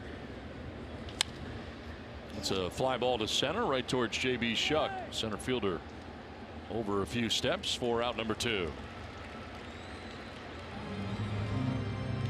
Manny being a leg kick guy, there's just a lot of room for error with that leg kick, and if it's not, the timing isn't right, the weight distribution isn't right, it could throw off the swing, and I think he's been fighting that all season, but you started to see him come alive over the last couple of weeks swinging the bat a little bit. Any difference from last year in regards to that leg kick? About the same thing. It looks like the same thing, and I mean, I'm not in there every day like Matt Stairs looking at it, but in the clips that I've seen, it looks pretty identical to last year. But looks can be deceiving because he could be feeling something completely different, even though it looks exactly the same. Rafael Lopez 0 for 2 in the game. He is fouled out and struck out looking. Really, all that is a timing mechanism, right? It is. I talked to Matt Stairs about maybe last week what they were trying to accomplish with the leg kick, and the way he put it was he wanted Manny to push off of that front foot as he got into his leg kick, so that he's not sitting on his back leg, he's more kind of pressed up against his back leg. Those type of feelings, because a lot for hitters it's about feel, and if he can't feel it, it doesn't matter what kind of instruction you give him. Until he does, he can't make the adjustment. So that's something that they've been working on, and it looks like, I know he's got the 1 hit today, but it looks like he's starting to come alive a little bit. Strike in there to Lopez makes it 3-1. Lopez batting with Spangenberg at first and 2 down. Corey has not tried to steal yet over there at first base. Full count now. Battling back was Hernandez.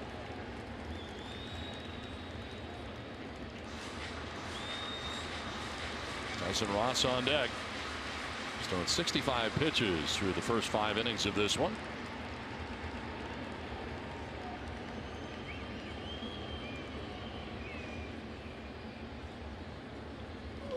And a grounder back towards the mound. Hernandez to the backhand, plants and throws a seed to first base to end the inning.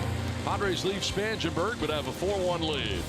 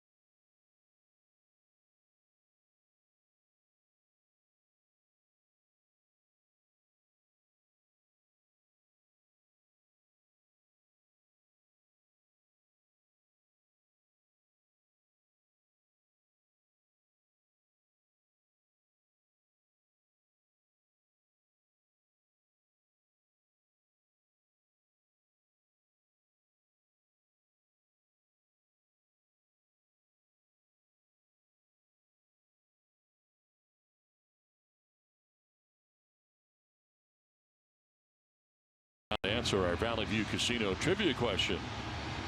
Question tonight, Eric Hosmer tied for second in the National League, 24 multi-hit games. What is the Padres' single season record for multi-hit games? I had a feeling we were going in this direction. 70 multi-hit games for Tony Gwynn back in 1984. That is ridiculous. It's pretty good, huh? Yes. Wow. I saw multi-hit games and I was like, I wonder if that's my pops right there. Felt pretty confident. Pretty good chance. Derrick Dietrich leading it off here in the home half of the 6th inning. Tyson Ross back on the mound.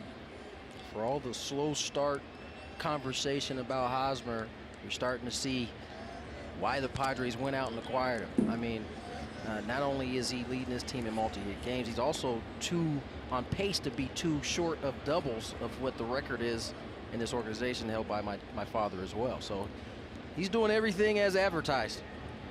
Has been as advertised too in the clubhouse. Yes. During spring training with a lot of the young players that were there. That's probably the biggest impact he's had on this team, is in the clubhouse. He's a great leader and taking all that experience from the World Series years in Kansas City. He has been a pleasure to be around. Yes, he has. 1-2 to Dietrich. He fouls it painfully off himself and down it goes. Yeah, those ones don't go away fast.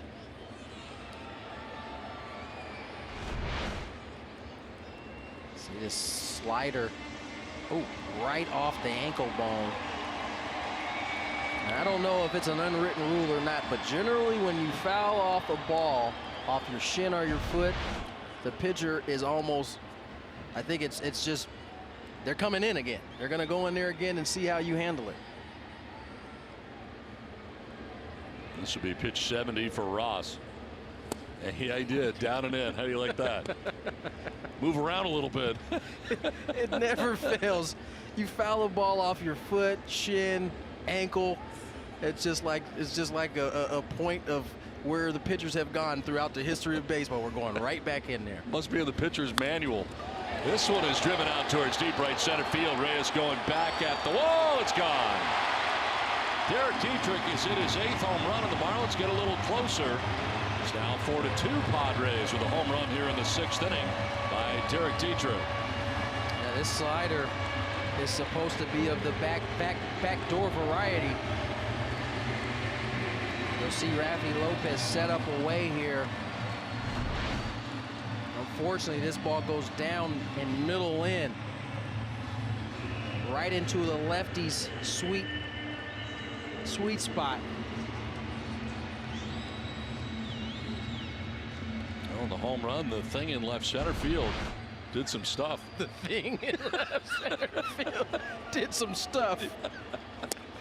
It's something else. You really don't know what to call it, right? No, it's a thing. I look at it, it looks like a jukebox. Yeah, there's a lot going on. This one fouled off towards the end of the Marlins dugout. Extreme close-up, Derrick Dietrich. There's the stuff. There's that thing doing the stuff. Yep, the Marlin moves around, jumps. There's another one that comes out of the water. A little water coming out. Water lights up. You get the flamingos. A lot of stuff in the thing. Down the right field line. Reyes moves over towards the line. Reyes still going. And Reyes up against the wall down there. Could not make the catch. Reyes went into that wall pretty hard down there, too. It's a big man running full speed. You certainly appreciate the effort here.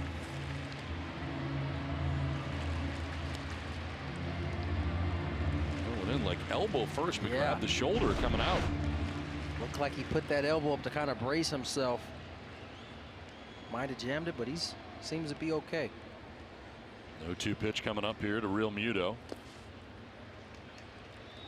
There's no doubt this is the toughest part of the order. You're talking about Dietrich, Real Muto, Bohr, and Anderson. Bohr on deck, lots of power. Double figures in home runs on the year. Close pitch. Called the ball, 2-2. attempt at the front door slider there from Tyson Ross. Swing and a miss, and gets Real Muto to chase. Strikeout number 7 for Tyson Ross. One down here in the 6th inning. Beautiful execution by Tyson Ross. He missed on the front door slider. This time he goes back away. Gets Real Muto fishing. Wow, that was never a strike. No. So one down, and Justin Bour coming up. The pitch before set that up, though. It was so close. You know, as a hitter, you don't want to give that same pitch another take, knowing that it was close. See that slider spinning up there, and as you said, it wasn't a strike out of the hand.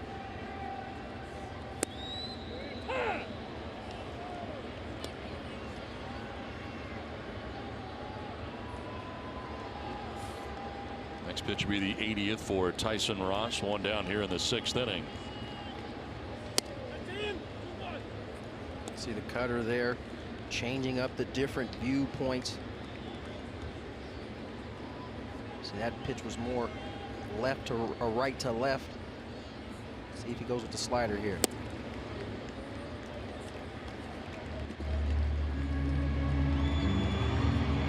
This is as economical as Tyson Ross has been. 81 pitches. He's got one out in the 6th, going through the heart of the Marlins order. Line down the right field line, a fair ball. Reyes over to play it as Bour is headed to second base. Throw going to second, and Bour will be safe at second. Well, he dove to the third base side of the bag at second, trying to elude that tag by Galvis. We'll see if the Padres are going to challenge this or not. Look very close. It was definitely close. This throw comes in. It's a little bit up towards shortstop. Looked like he might have got that left hand in just in front of the tag, hitting his right shoulder.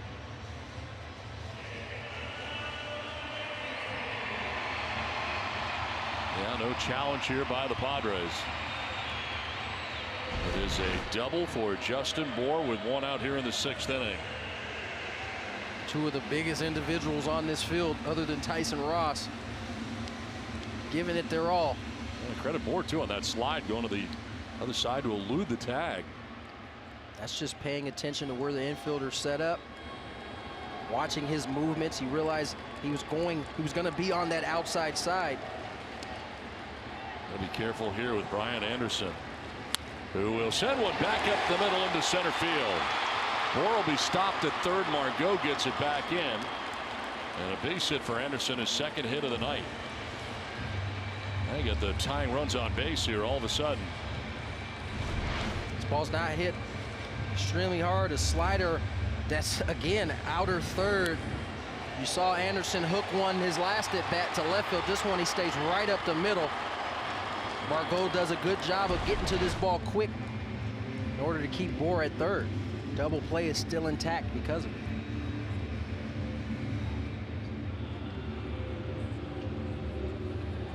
Now meeting at the mound here, Lopez coming out as Craig Stammen warms in the pen for the Padres. Home run started this inning. Then Ross was able to strike out Real Muto. But a double by Bour, single by Anderson. All of a sudden, first and third with one out.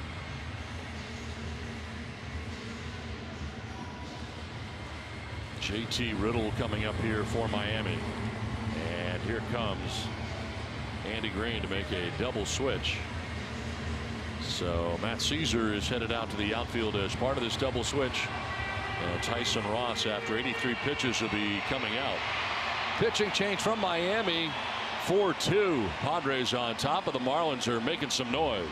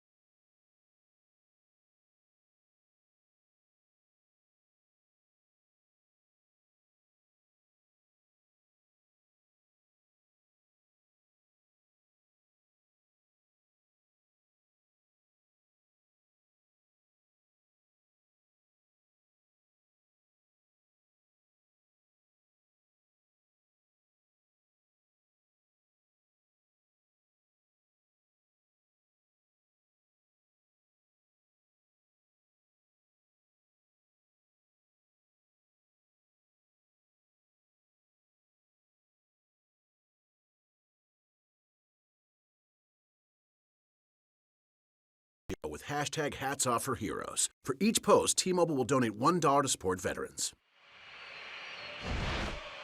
Well, that is the day for Tyson Ross, who comes out of this game with the Padres on top 4-2, but he is responsible for Bohr at third, Anderson at first base. And Craig Stammen takes over here for the Padres with one down in the bottom of the 6th inning. 27th appearance for Craig Stammen, 3-0 with a 1.88 earned run average. He's been great all season long, and what a luxury it is for Andy Green to be able to dip into your bullpen with one out in the 6th and feel pretty confident you can get to the end with the guys they have remaining in Stammen, Yates, and Hand. Also part of the double switch. Jankowski moves from left to center. Matt Caesar into the game in left field.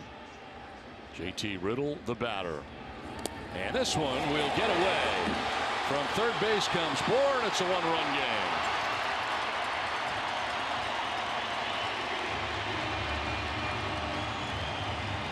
Up to second goes Anderson.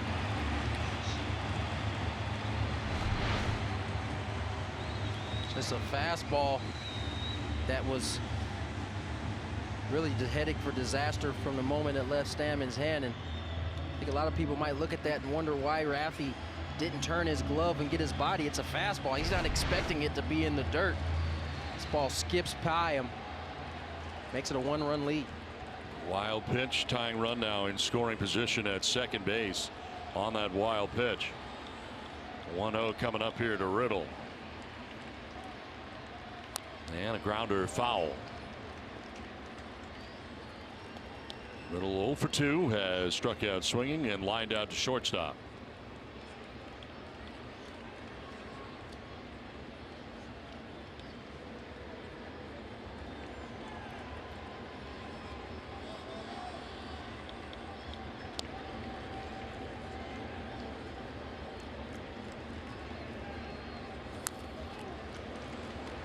One and two. For as good as Stammen was last year, from watching him, it seems like his stuff is better this year. Got more sink on the fastball. Slider has been really, really carving guys up this year. And he had a tremendous year last year, so. A lot more swing and miss stuff this season than he had last, I thought.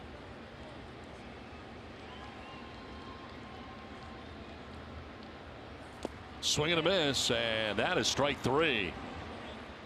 Well, Stammen gets the strikeout for out number 2. Big out right there. 2 down in the 6th inning. That was a fantastic sequence of pitches by Stammen. You see the wild pitch here, gets by Raffy Lopez, 91-mile-per-hour fastball. Then you see him get to work here. Slider down and in, sinker down and down the middle, but down. And then he finishes it off with the slider back foot to Riddle. What we've become accustomed to seeing from Craig Stammen. So 2 down, Anderson still at second base, and it brings up Miguel Rojas.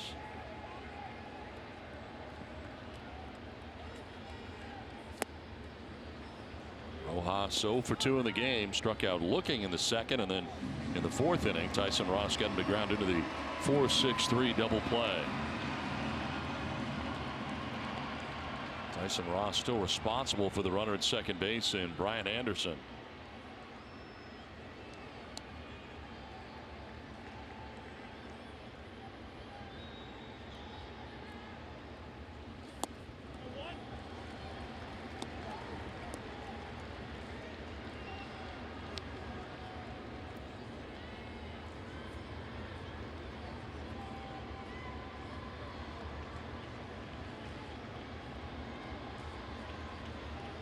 Second hitter that Stammen has faced since coming into this game.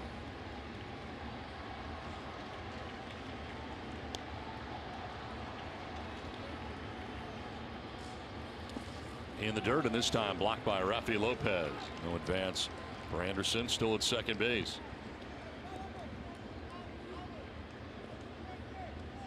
So Tyson Ross going 5 1/3, giving up 6 hits. So far been charged with 3 runs. Walked 2, struck out 7. Ended up throwing 83 pitches in his outing.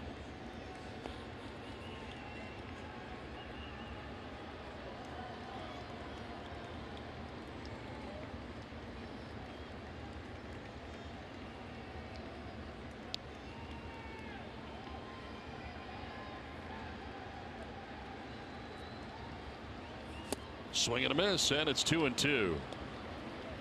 There's that slider again from Stammen. It's a tough one to get a good swing. This one is rolling away from Rojas, a little bit out in front. My guess is that he'll go right back to it. This time it'll be below the zone.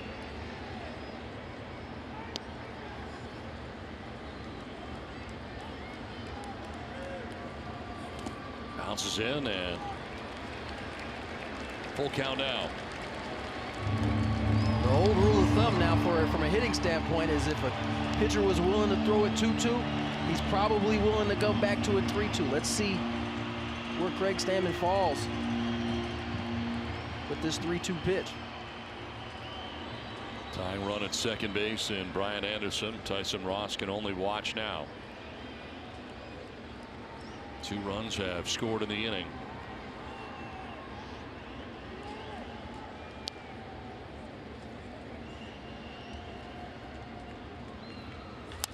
And it is up the middle. Ranging is Pirela. He bobbles it.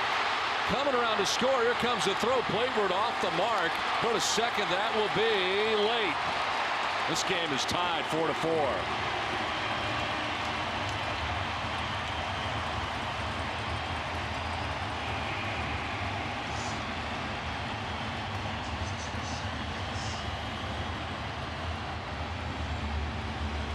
It's tough.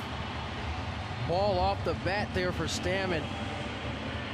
Usually short-handed fielding Stammen. This ball's off the end, and it looked like he just closed his glove a little early. And there was probably still a play to be made, but Pirela was unable to field it cleanly. Ball kicks off his glove, heads to center field, and because of that, Anderson's able to come around to score. Ties this game up at 4. Now Rojas in scoring position as well at second base. And it is 4-4 with J.B. Shuck the batter. 0 for 2 in this game. He's flied out to right, lined out to left. Closes the book on Tyson Ross. 5 1/3, 6 hits, charged with 4 runs. Walked 2, struck out 7. Will not be part of the decision now. Had a chance for his 6th win of the year.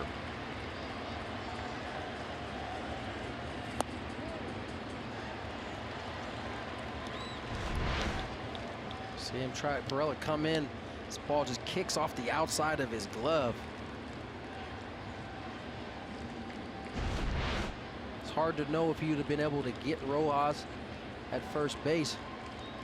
But because he's not able to field it cleanly, Anderson's able to come around and score.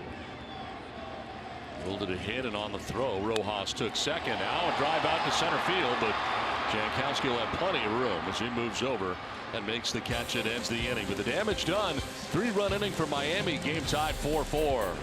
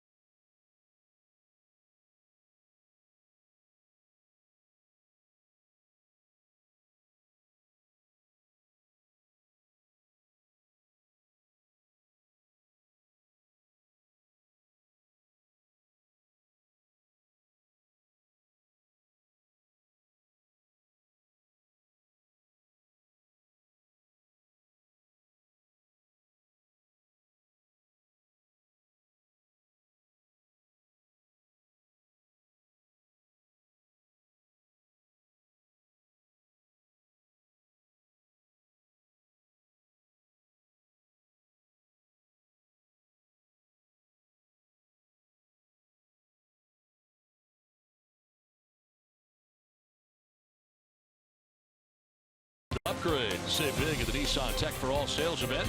ShopChooseNissan.com. And by Jack in the Box. Try the $4.99 Jack Spicy Chicken Club Combo with toasted sourdough. New from Jack in the Box. 4-4 the score, and the complexion of this one has changed. Drew Steckenrider now in the game for the Marlins.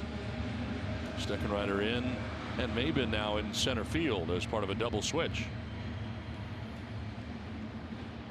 Very frustrating inning, huh? The wild pitch, the ground ball. Steckenrider, 30th game. We saw him last night for an inning. He struck out 2. Good arm out of this bullpen for the Marlins. As part of the Padres double switch, Matt Caesar batting for the first time. He took over in left field. Ooh. Got a call at 94 off the plate.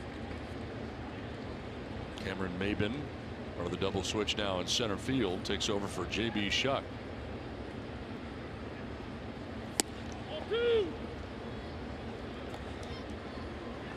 How did radio go for you today? It went well. A lot of action going on in that last inning. A lot of activity.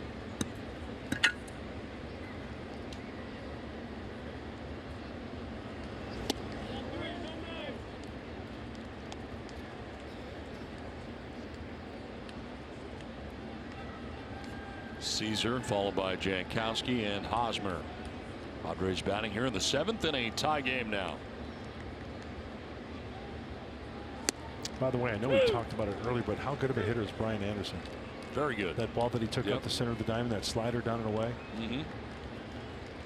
Not trying to do too much, right? Toughest part of the order there that Ross was dealing with initially, then Stammen. That is ball 4 and a good start to this inning for the Padres. Caesar down to first base. Leadoff walk in the 7th inning. Last thing that Steckenrider really wanted to do. Now this game is tied. We got Travis Jankowski coming up.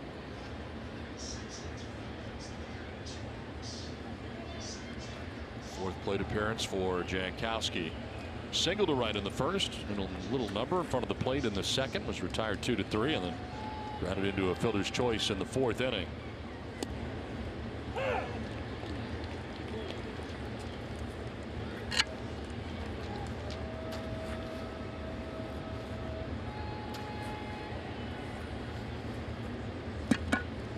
Steckenrider pitched in last night's game, so back-to-back games for him. And he'll check right away on Caesar at first base.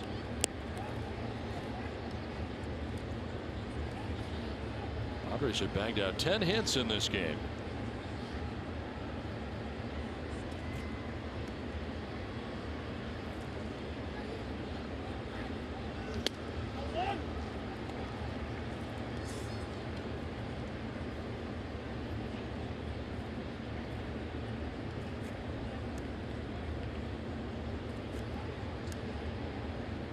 Straley started, gave up 4 runs. He won't be part of the decision now. He had been on the hook. Adam Conley came into the game. This will miss, and it's 2-1. Hernandez win an inning. Steckenrider now in here for the Marlins in the 7th in a 4-4 ball game. Well, the good thing here is you got Matt Caesar on first base. Extra base hit. That's some serious speed with Caesar and Jankowski at the plate.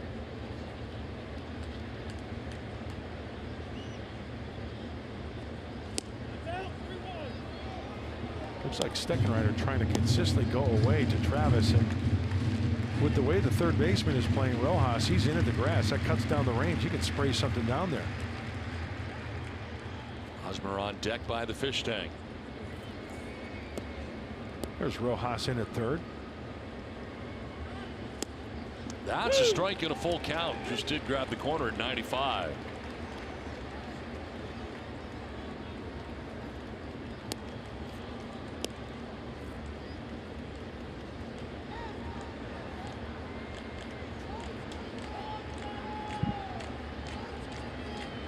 Runner goes. Jankowski swings and misses. Throw down, and it gets away. Caesar steals second base. So Jankowski striking out. For the first out here of the 7th inning, 1 down, but a stolen base for Caesar. Steckenrider wants it inside. That's outer third. A pretty good pitch to hack at for Travis, and thank goodness that ball was on the shortstop side of second base. Real Muto pulls it. So Riddle's got to get to it and then bring it on the second baseman's side of second base. That's not the case. You can't hang on to it. And there's the go-ahead run. So 1 down in the inning. Eric Hosmer coming up. Chance here to put the Padres back on top in the 7th inning. And I think there's a fracture in his bat that he has just found. Or no, they're going to intentionally put him on. That's what they're going to do. The no throw kind. So down to first base goes Hosmer on the intentional walk. So 2 on, 1 away now, and Jose Pirela coming up. Not going to let Hosmer beat him.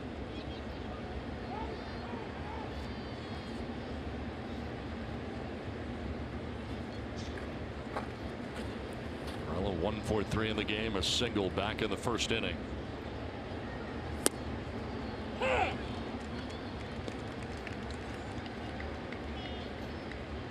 Okay, when's the first home run going to come?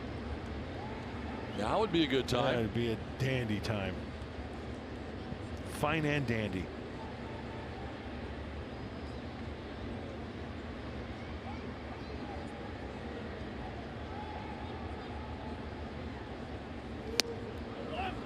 Oh, he wanted to offer it that high fastball. That's good layoff there. Tony Gwynn was talking about while you were gone. He feels like his swing is getting closer and closer, getting that first home run. As the year has gone on here. I think if Jose tries to use the whole field and not get pull happy, I think the home run will come. Isn't that funny? We say the home run will come. We're usually saying guys hit home runs. He's kind of in a little bit of a slump, and the home runs will come, right? Still looking for number 1.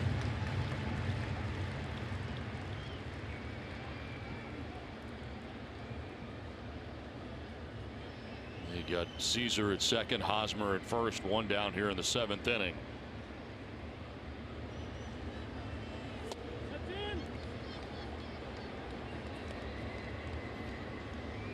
Ten home runs last year for Pirela. Hit 13 in El Paso, so a total of 23 on the year between AAA and the majors. Well, good hitters count right here, 3-1.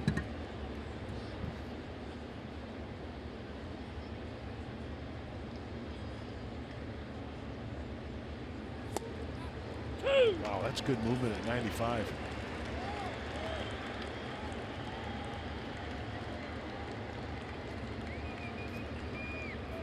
One out, full count. You got Franmil Reyes waiting on deck here for San Diego.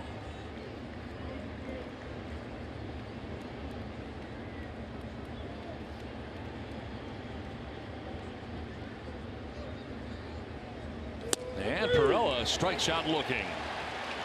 96 and on the corner. That's pretty nasty. 2 down.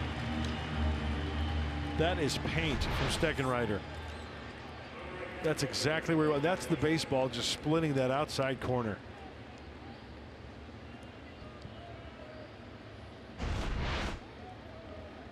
First and second, 2 down, and Franmil Reyes coming up. Reyes 1 for 3, single to center field back in the 3rd inning.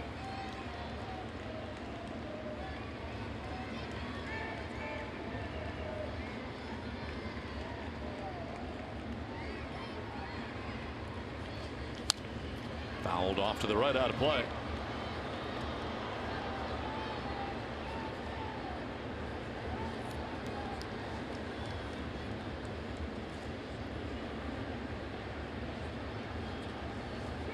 Reyes with 6 home runs on the year so far. 20th pitch of the inning coming up here for Steckenrider. I think he's going to go up the ladder here.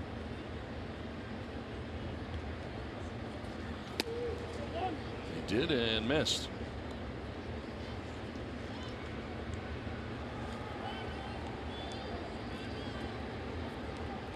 Caesar with a leadoff walk to begin the inning. Jankowski struck out, but Caesar stole second. They intentionally walked Hosmer. Pirela struck out, and now Reyes is down on the count 1-2. Stayed up top.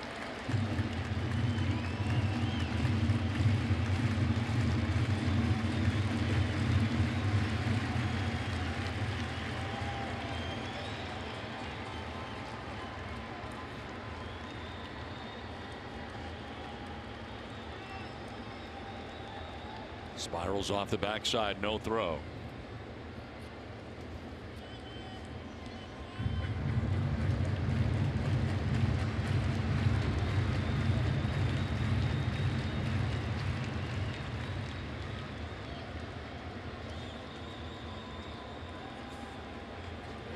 Reyes will pop it up foul, backing out of play.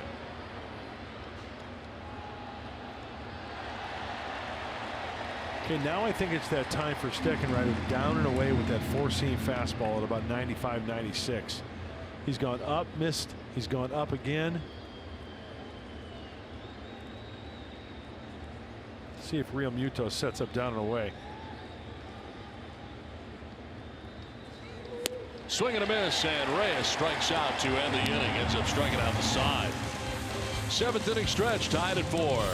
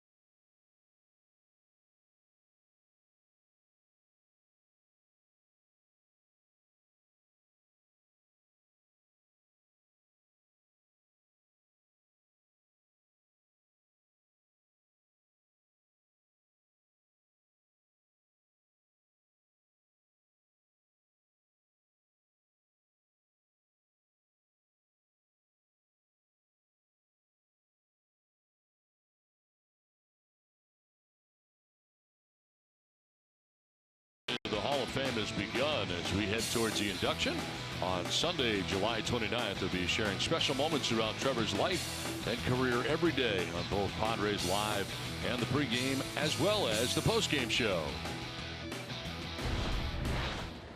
On to the bottom of the 7th inning, more Craig Stammen. After a 5 1/3 from Tyson Ross, Stammen came in, got the final 2 outs of the 6th inning, allowed a couple of inherited runners to score. Now it's on to the bottom of the 7th inning. Cameron Maben is part of a double switch. It's his first plate appearance of the game. Started in last night's game, comes off the bench here today, and it's a .238, no homers, 9 runs batted in.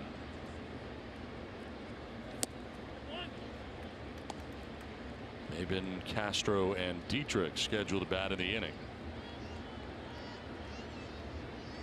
You know, it's not going to be perfect every time out for a reliever. You come into a ball game, you love to leave them inherited runners stranded, and Craig Stammen's been one of the best. Well, sometimes a breaking ball is going to get away. Ball just doesn't bounce your way. You're going to give up a single, even though it was like maybe a 4-hopper, right? But the good ones, like Craig Stammen, we know they erase that. We've got ourselves a new ball game at 4. Hold them at 4. Walk away with a win, maybe. Swing and a miss, and Stammen able to strike out Maben to begin things here in the 7th inning. That is now 9 strikeouts for Padres pitching, as Ross had 7 in 5 1/3. Craig Stammen does so many things well on that outside part of the plate. With the 2-seamer, he'll bring it back, and that slider, that breaking ball, even though that one started the middle of the plate, ended down and away for the swing and a miss. Dicing and slicing with that, right? One way and the other way. Tough for a hitter to connect. Sorry to jump on you there, partner. I got a little excited. Anytime. Tyson Ross, 7th time he's had 7+ strikeouts this season. He's been very good in that category.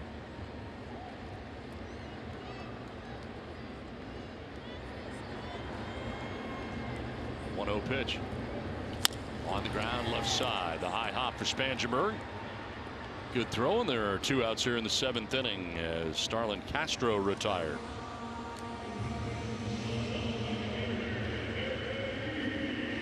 That brings up Derrick Dietrich, who homered in the 6th inning, a leadoff home run that really got that whole inning started. And for Dietrich, his 8th home run of the year, 2nd hit of the ball game, and was off Tyson Ross. Pitch down and in that he was able to turn on. Yeah, that was a mislocation pitch because he wanted to backdoor that breaking ball.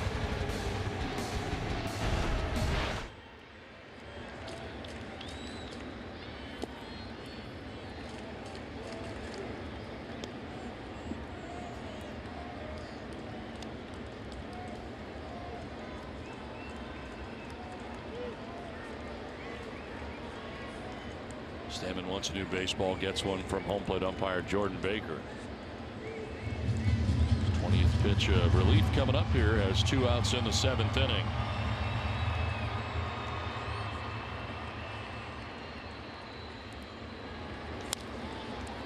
Popped up shallow left. Galvis and Spangenberg, and Galvis calling and catching out number 3. That'll end the 7th. On to the 8th, tied 4-4 from Miami.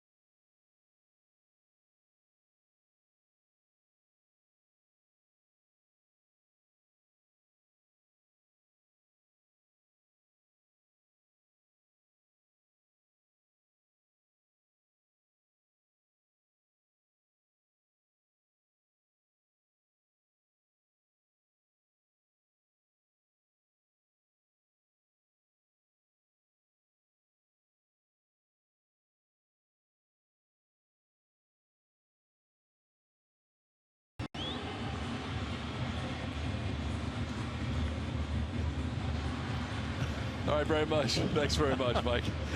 It is Mark Grant again back in the booth here. It's good to be here, Donnie. Very special guest. Yeah, thank you. Well, new pitcher is into this game. Drew Rosinski takes over here and now becomes the 5th arm used tonight by Miami. Signed as a minor league free agent November of 2017. Got his first career win on Wednesday at St. Louis, only his 3rd game. So a small sample size there in 2 2/3 innings of work.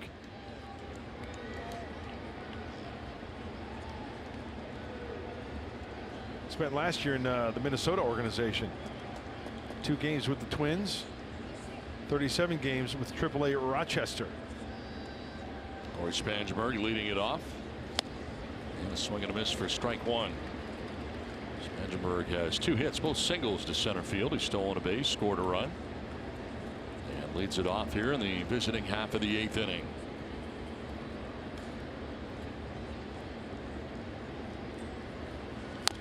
This one grounded foul into the Padres dugout. Racinski had his contract selected from AAA New Orleans on Sunday, last Sunday, so almost a week in the big leagues here with the Marlins. So a good week in the big leagues is what you're saying. Yeah. Any day in the big leagues is a good day in the big leagues.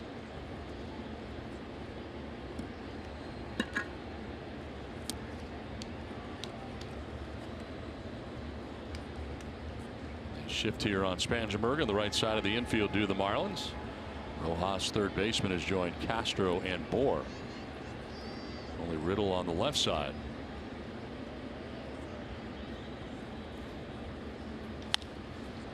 In the air to right field, Brian Anderson in a few steps. And the Marlins right fielder takes care of out number 1 of the 8th inning. Yeah, it's time now for the Bill Howe plays of the game, and Freddie Galvis having a big game for the Padres. Galvis with a double to drive in a run in the 1st inning and then hit a home run in the 4th inning. His 3rd home run in a Padres uniform. RBIs 20 and 21 of the year for Freddie Galvis. Now bats with 1 out here in the 8th inning.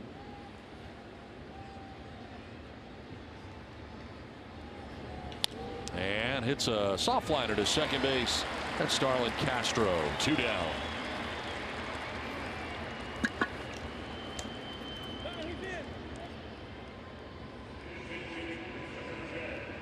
With a pinch hitter coming up here in the pitcher's spot, so that's it for Stammen.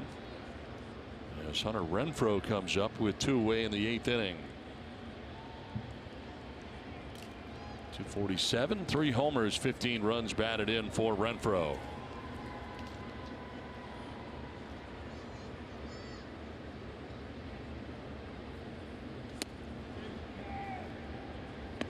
Brad Hand, the closer, up in the pen for the Padres. 3-4-5 due up for the Marlins in the 8th. They're half of the 8th. Yeah, Realmuto, Bohr, and Anderson, toughest part of their order. We have seen this before. Now doing it on the road too.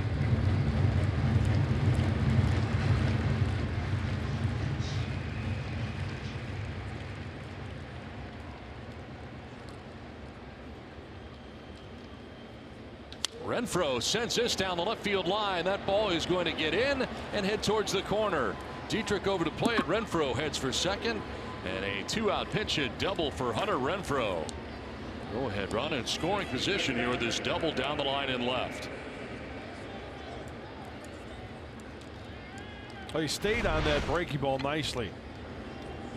Looked like a little cutter slash little slider.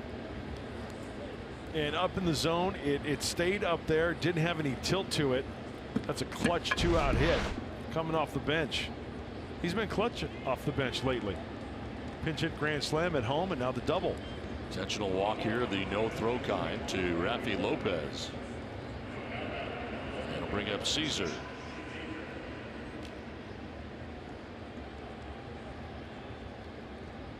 Caesar's first plate appearance, he walked in the 7th inning.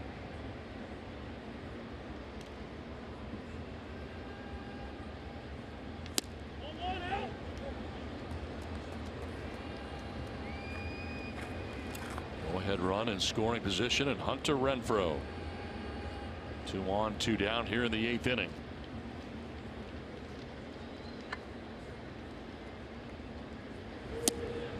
That's a strike at 95, 1-1. This is where the Padres have been making hay. 2 outs, runners in scoring position before this game, hitting .283, highest mark in Major League Baseball. Boy, if they ever needed a knock, it's right now.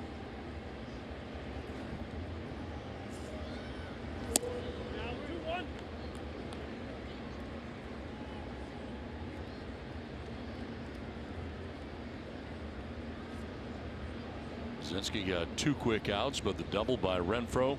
Intentional walk of Rafi Lopez. Now a 2-1 pitch coming up.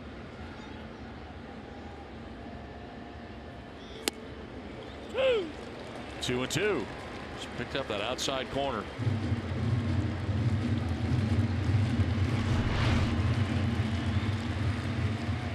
Maybe. Yeah.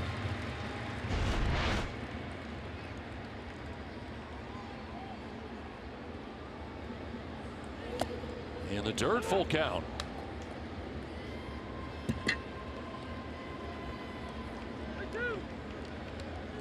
So now the runners can get a start. Renfroe off second. Lopez off first with 2 down. Travis Jankowski on deck.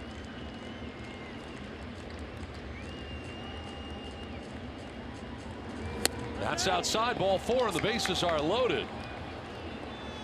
So back-to-back walks, one intentionally. Second walk here drawn by Caesar. And the bases are loaded. Go ahead run 90 feet away now for San Diego. And Travis Jankowski coming up, but first Wanda Yevis, pitching coach, is headed out there for the Marlins.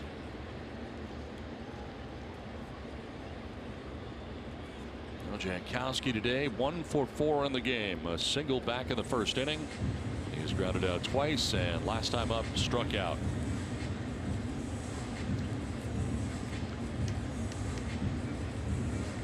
Travis going into this game with an average of .312 against right-handed pitching. Starting this game overall at .304.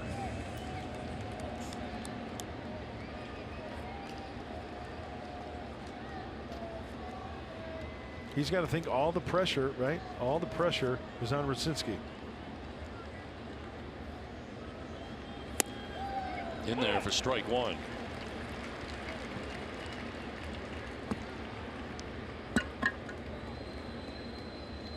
Go ahead run 90 feet away, and Hunter Renfroe.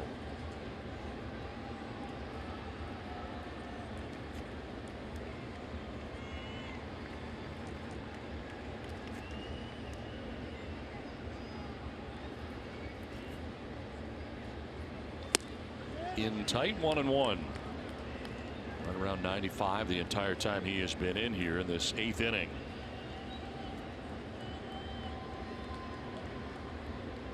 Renfroe at third base. Lopez at second base. Caesar at first. With 2 down in the 8th.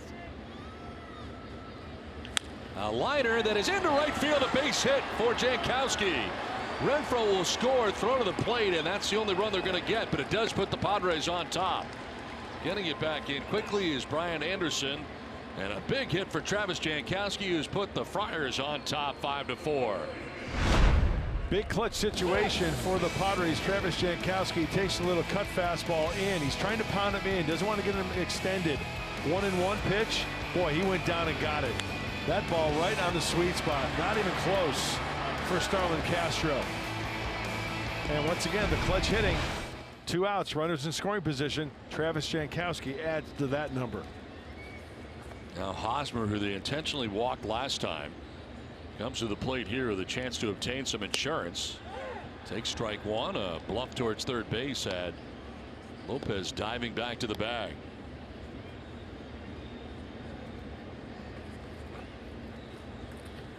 Hosmer, the 7th member of the Padres to bat here in the 8th inning.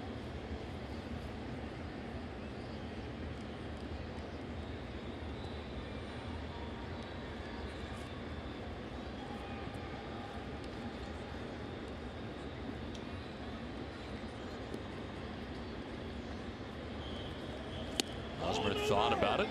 Did he go? They check. No, he did not, says Jerry Lane. Ball and a strike here to Hosmer.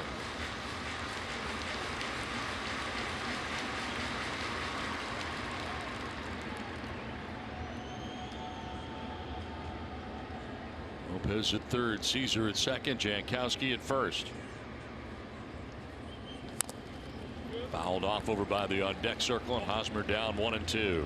You see that Rucinski sets up with that split fingered fastball before he goes into his glove. Now, I don't think he wants to throw. If he throws that, you can see him setting up right there. If he throws that one, he's got to be careful he doesn't bounce it, because that's another run. So that could work to the advantage of a Padre hitter. He leaves that pitch up in the zone, and it's a hanger. It's a banger. missing away. I think that was that split finger right there.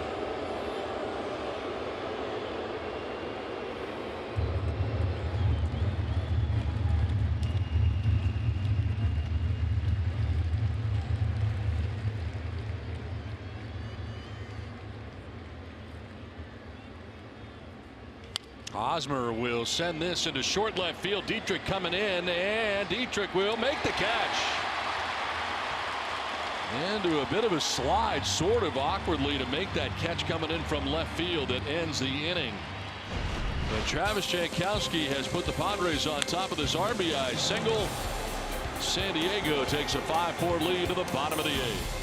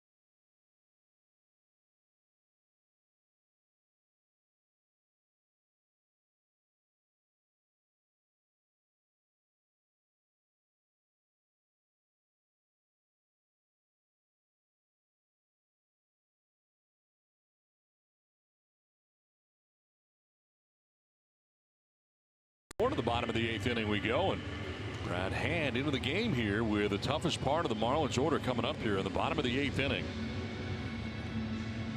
Yeah, they lead now by a run because of that big hit. Real Muto, Bohr, and Anderson. We've seen this before. Lefties 057, righties over 200, and there you see Brad Hand in the career facing these hitters. Line 2 for 11 against Hand. JT Realmuto will be the first hitter here for the Marlins to begin things. Renfroe stays in the game, takes over in left field. 1-run lead here for the Padres. At one point had a 3-run lead on 2 different occasions in this game, but now lead 5-4. And he offered for strike 1. Realmuto 0 for 3. All that though is against Tyson Ross. Line down to center, flat out to left, and last time up struck out swinging.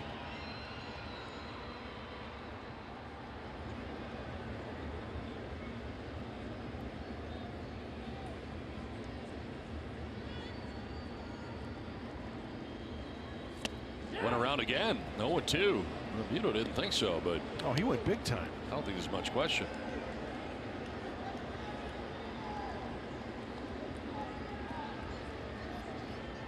Try to square up that slider. Now you're looking at 95, 96 on the fastball. Good luck. If that's placed correctly, that's a tough AB.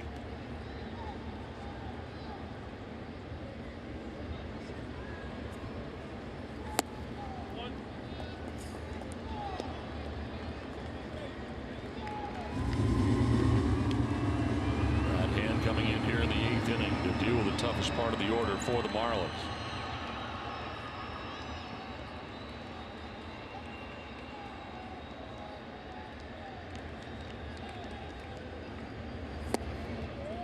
Down and in, 2-2.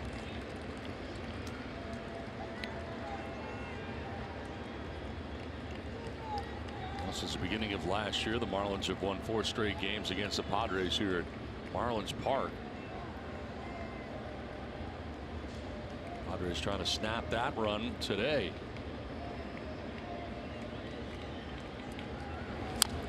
Fouled off over by the on deck circle where Justin Bour waits. Brad Hand, of course, was a Marlin. Bour waiting on deck. Well, he's thrown one fastball this at bat, the rest breaking balls. I mean, he's having difficulty with that breaking ball. I say throw another one down and in here.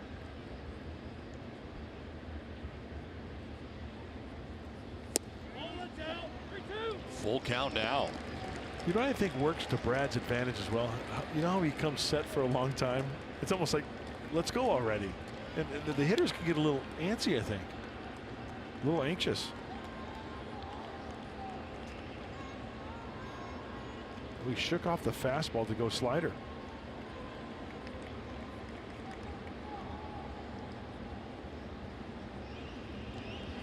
And it is softly lined to short, and Galvis will make the catch. First out here at the bottom of the 8th inning. Romuto did not hit it hard, didn't square it up, and lines out to Galvis, 1 down. Confidence in that slider, 3-2. That ball is coming in on Real Muto down by the label. Freddie makes it look easy. 1 down brings up Justin Bour.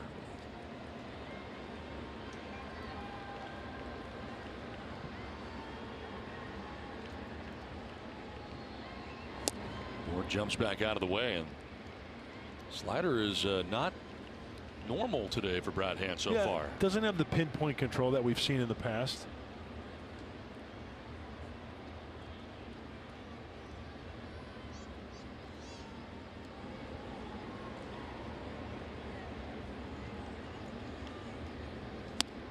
That's in their first strike. Evens up here at 1-1 to Bour. Brian Anderson waiting on deck. Beginning for the Marlins was the 6th inning, a 3-run 6th, and Brian Anderson was right in the middle of it.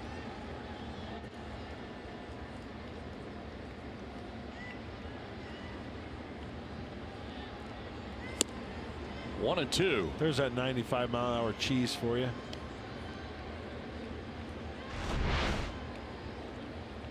Look how late he was on that.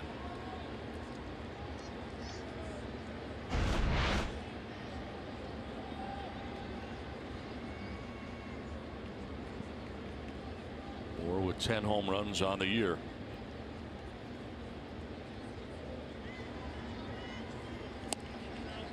Two and two.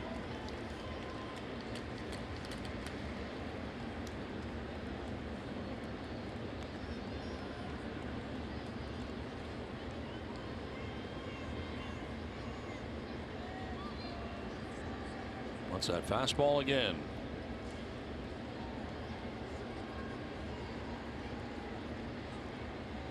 Swing and a miss, and Bour strikes out. First K for Hand. 2 down in the 8th inning.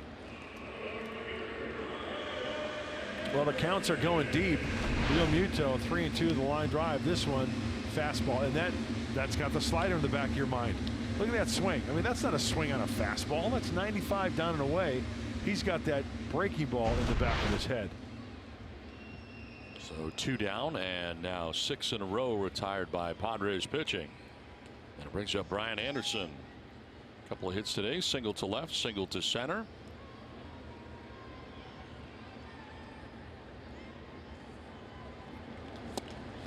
And it takes strike one. Anderson didn't think so. Didn't look like it either. Did it go around the plate? I didn't really see it surround the plate. No. I'll let you know.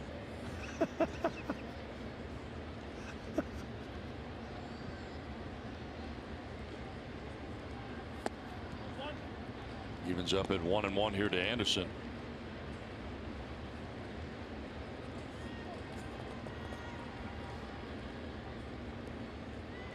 Tyson Ross went 5 1/3, giving up 4 runs. 3 were earned. Craig Stammen, an inning and 2/3, allowed a couple of inherited runners to score, but none of his own. As Hand falls behind here, 2-1. Missing his 3rd hitter since coming into the game.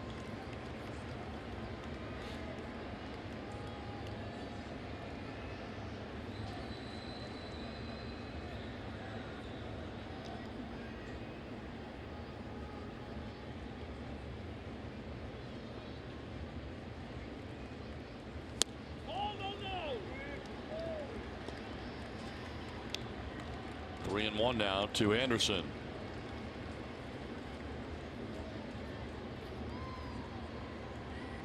On deck, JT Riddle with the Marlins batting here in the home half of the 8th inning.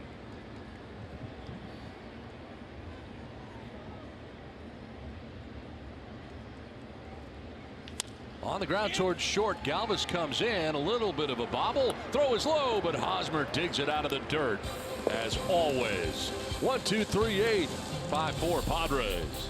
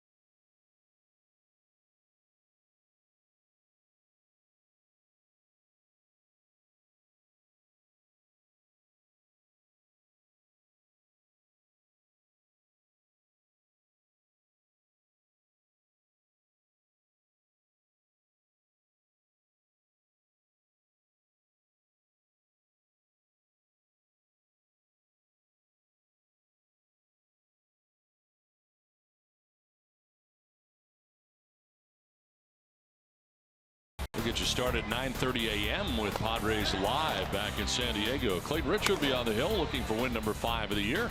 Jose Urena, who we saw, of course, at Petco Park when the Marlins were in, is 1-7 with a 4.60 earned run average, but certainly has pitched better than his numbers would indicate. Richard and Urena here tomorrow in the finale of the first leg of this 3-city tour for the Padres.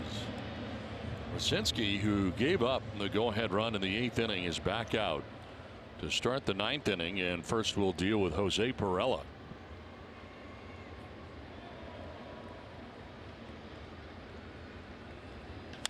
Pirela lifts it in the air to right field. Brian Anderson a few steps to his right for the first out of the 9th inning.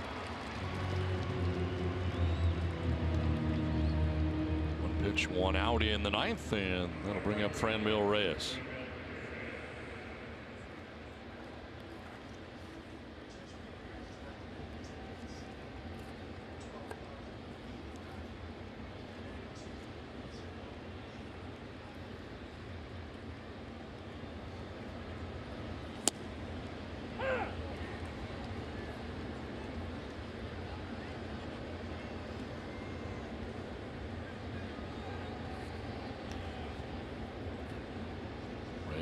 Struck out looking, single to center, grounded to short, and struck out swinging again. As this time fouls it off over by the Marlins dugout. They're housed on the third base side here at Marlins Park. By the way, speaking of dugouts, I heard that they redid the dugouts at Wrigley Field.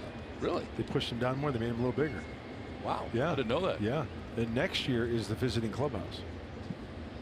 You know how small that is. If ever there was a clubhouse that needed renovating, it is at Wrigley Field.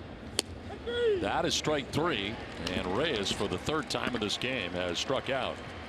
This copyrighted telecast is presented by the authority of the San Diego Padres and may not be reproduced or retransmitted in any form.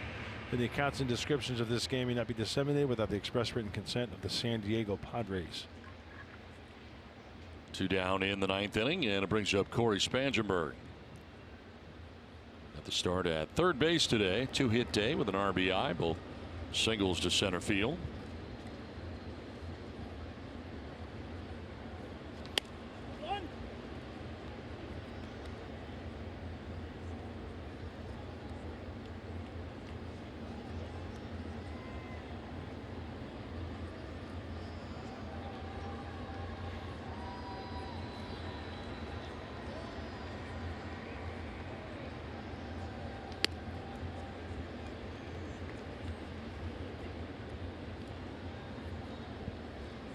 Brad Hand looking on and going back out there. There is action in the pen. Kirby Yates.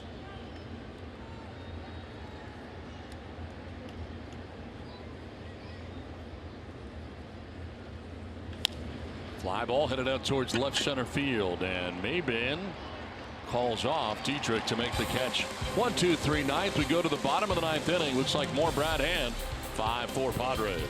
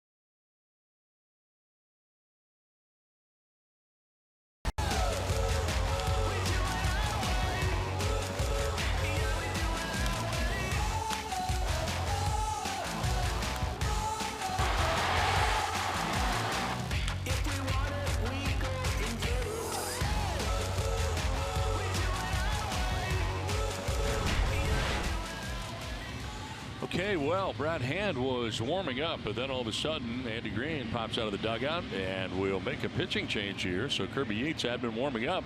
It's like he'll be coming in here for the 9th inning. 1-run game, 5-4 Padres.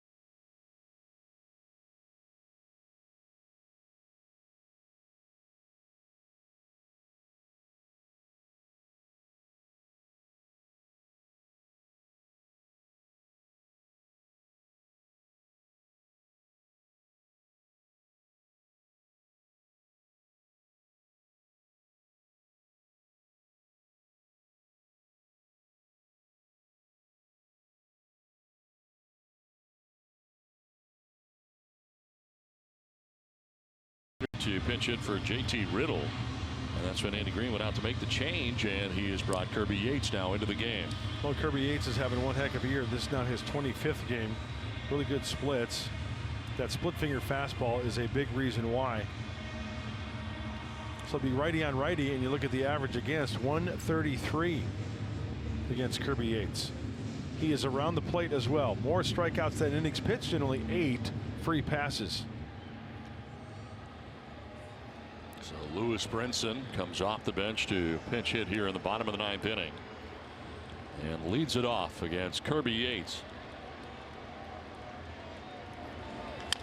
Chopper to third. It is a fair ball. Jankowski's throw, or rather Spangenberg's throw, is low and off the glove of Hosmer. He thought it was foul, so he just stopped. And Brinson went flying down to first base, and Spangenberg's throw is errant.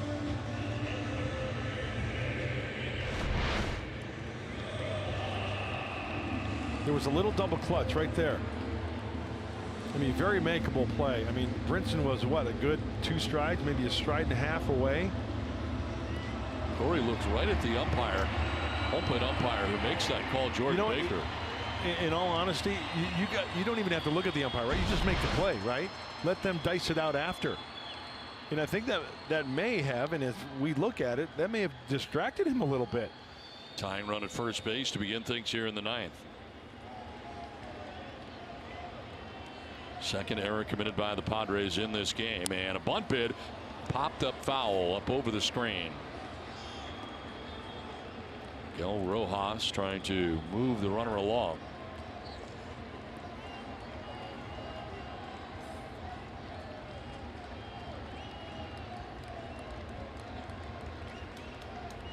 Rojas 1 for 3 in the game, singled in the infield in the 6th inning.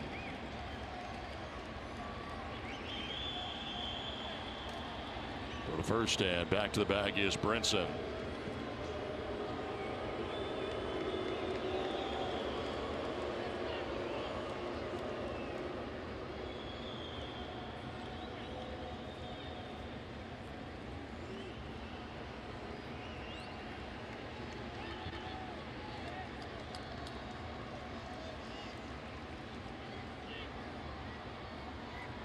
Rojas squaring, pulls it back, and takes a strike.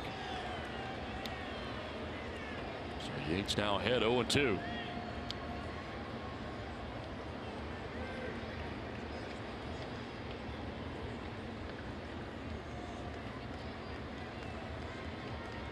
Five runs, 12 hits, 2 errors for San Diego. 4 runs, 7 hits, no errors for Miami. Tying run at first in Brinson, who can run. 0-2 pitch. Blocked by Lopez. Rafi is going to have to be on his game because of that split-fingered fastball from Kirby Yates.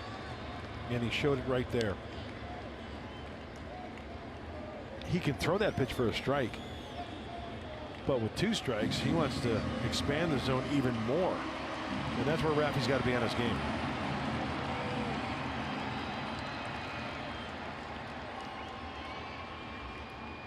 Throw over to first.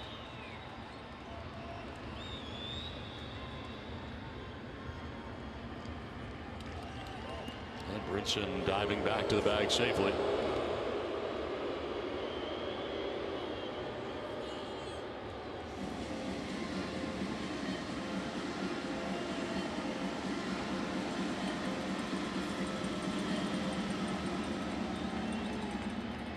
Ball and 2 strikes here to Miguel Rojas.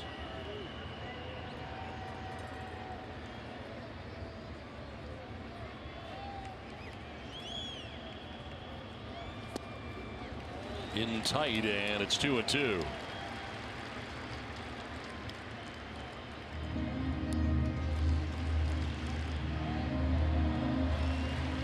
Be surprised that Hand was not out there to begin the inning, even after they introduced Lewis Brinson, because he gets out lefties and righties. Doesn't matter. He doesn't matter. But you know what I'm thinking? I'm thinking just Andy Green is just kind of monitoring his pitch count. You know what I'm saying? That's just a thought. So the first, and back to the bag is Brinson again. Last 5 appearances, recorded a 2-inning save for Brad Hand. Maybe the pitch count. You know, you take that into consideration over the course of the the last week or the last how many handful of appearances.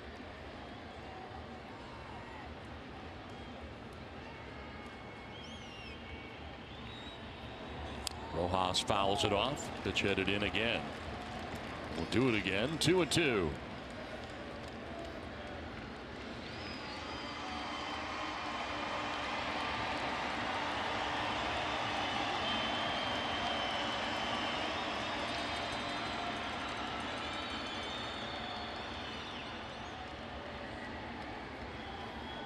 Holiday has come out on deck. We saw him in the 4-game series.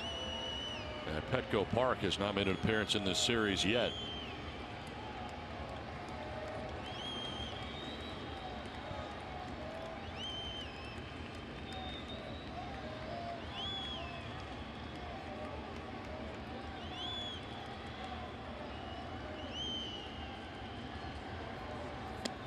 Ball 3, full count.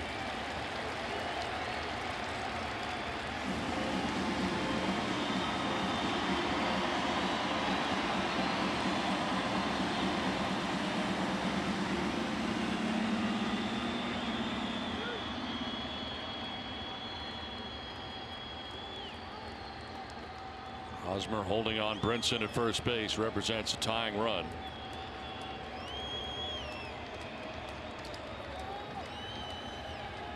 Runner goes, and here's a grounder towards shortstop. Galvis has no play at second, so he goes to first for the out there. They started the runner in Brinson. It's a good thing the Marlins did, because that would have been a double play ball, but instead they get the tying run in scoring position now with 1 out.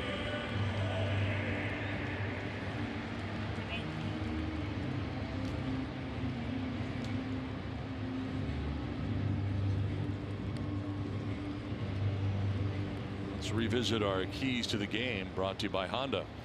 Well, the first one was more of the same for Ross. Tyson 5 1/3, 6 hits, 4 runs, 3 were earned, 7 strikeouts, and get into the pen.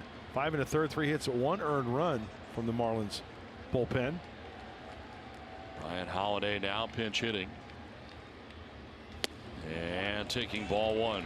And the reason why I say that is because for the relievers, their ERA for the Marlins 5.49 going into this game.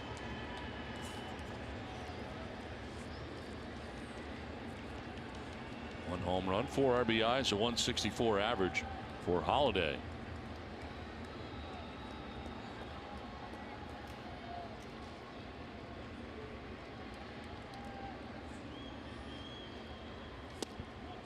Two and 0.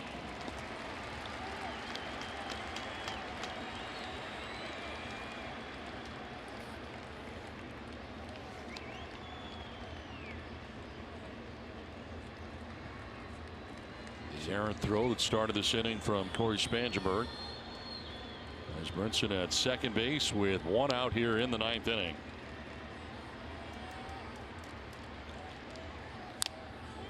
Fouled back, 2-1.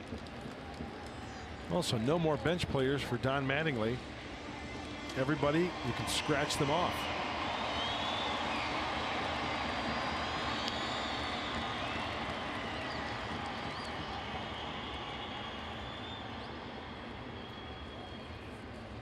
For the Padres, they have A.J. Ellis and Christian Villanueva still on the right side.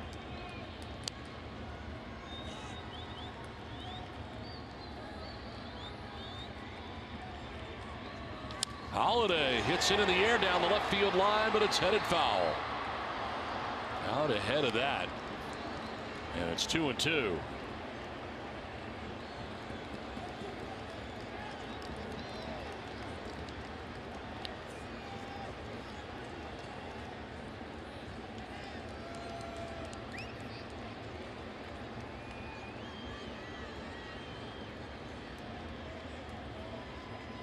Run at second base for the Marlins here with 1 out in the 9th inning.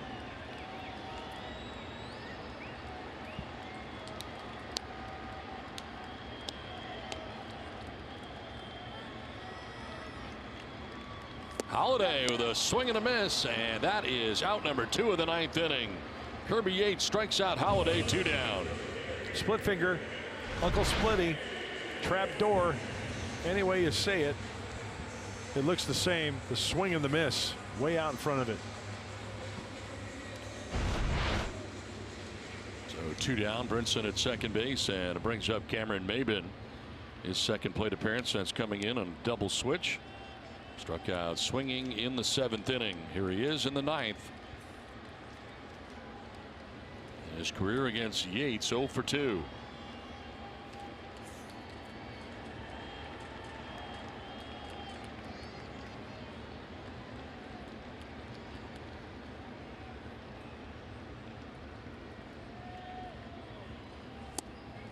Strike one. Kirby picks up that inside corner. 2 outs and runners in scoring position. 2 for 13. 154 average for the former Padre, Cameron Maben.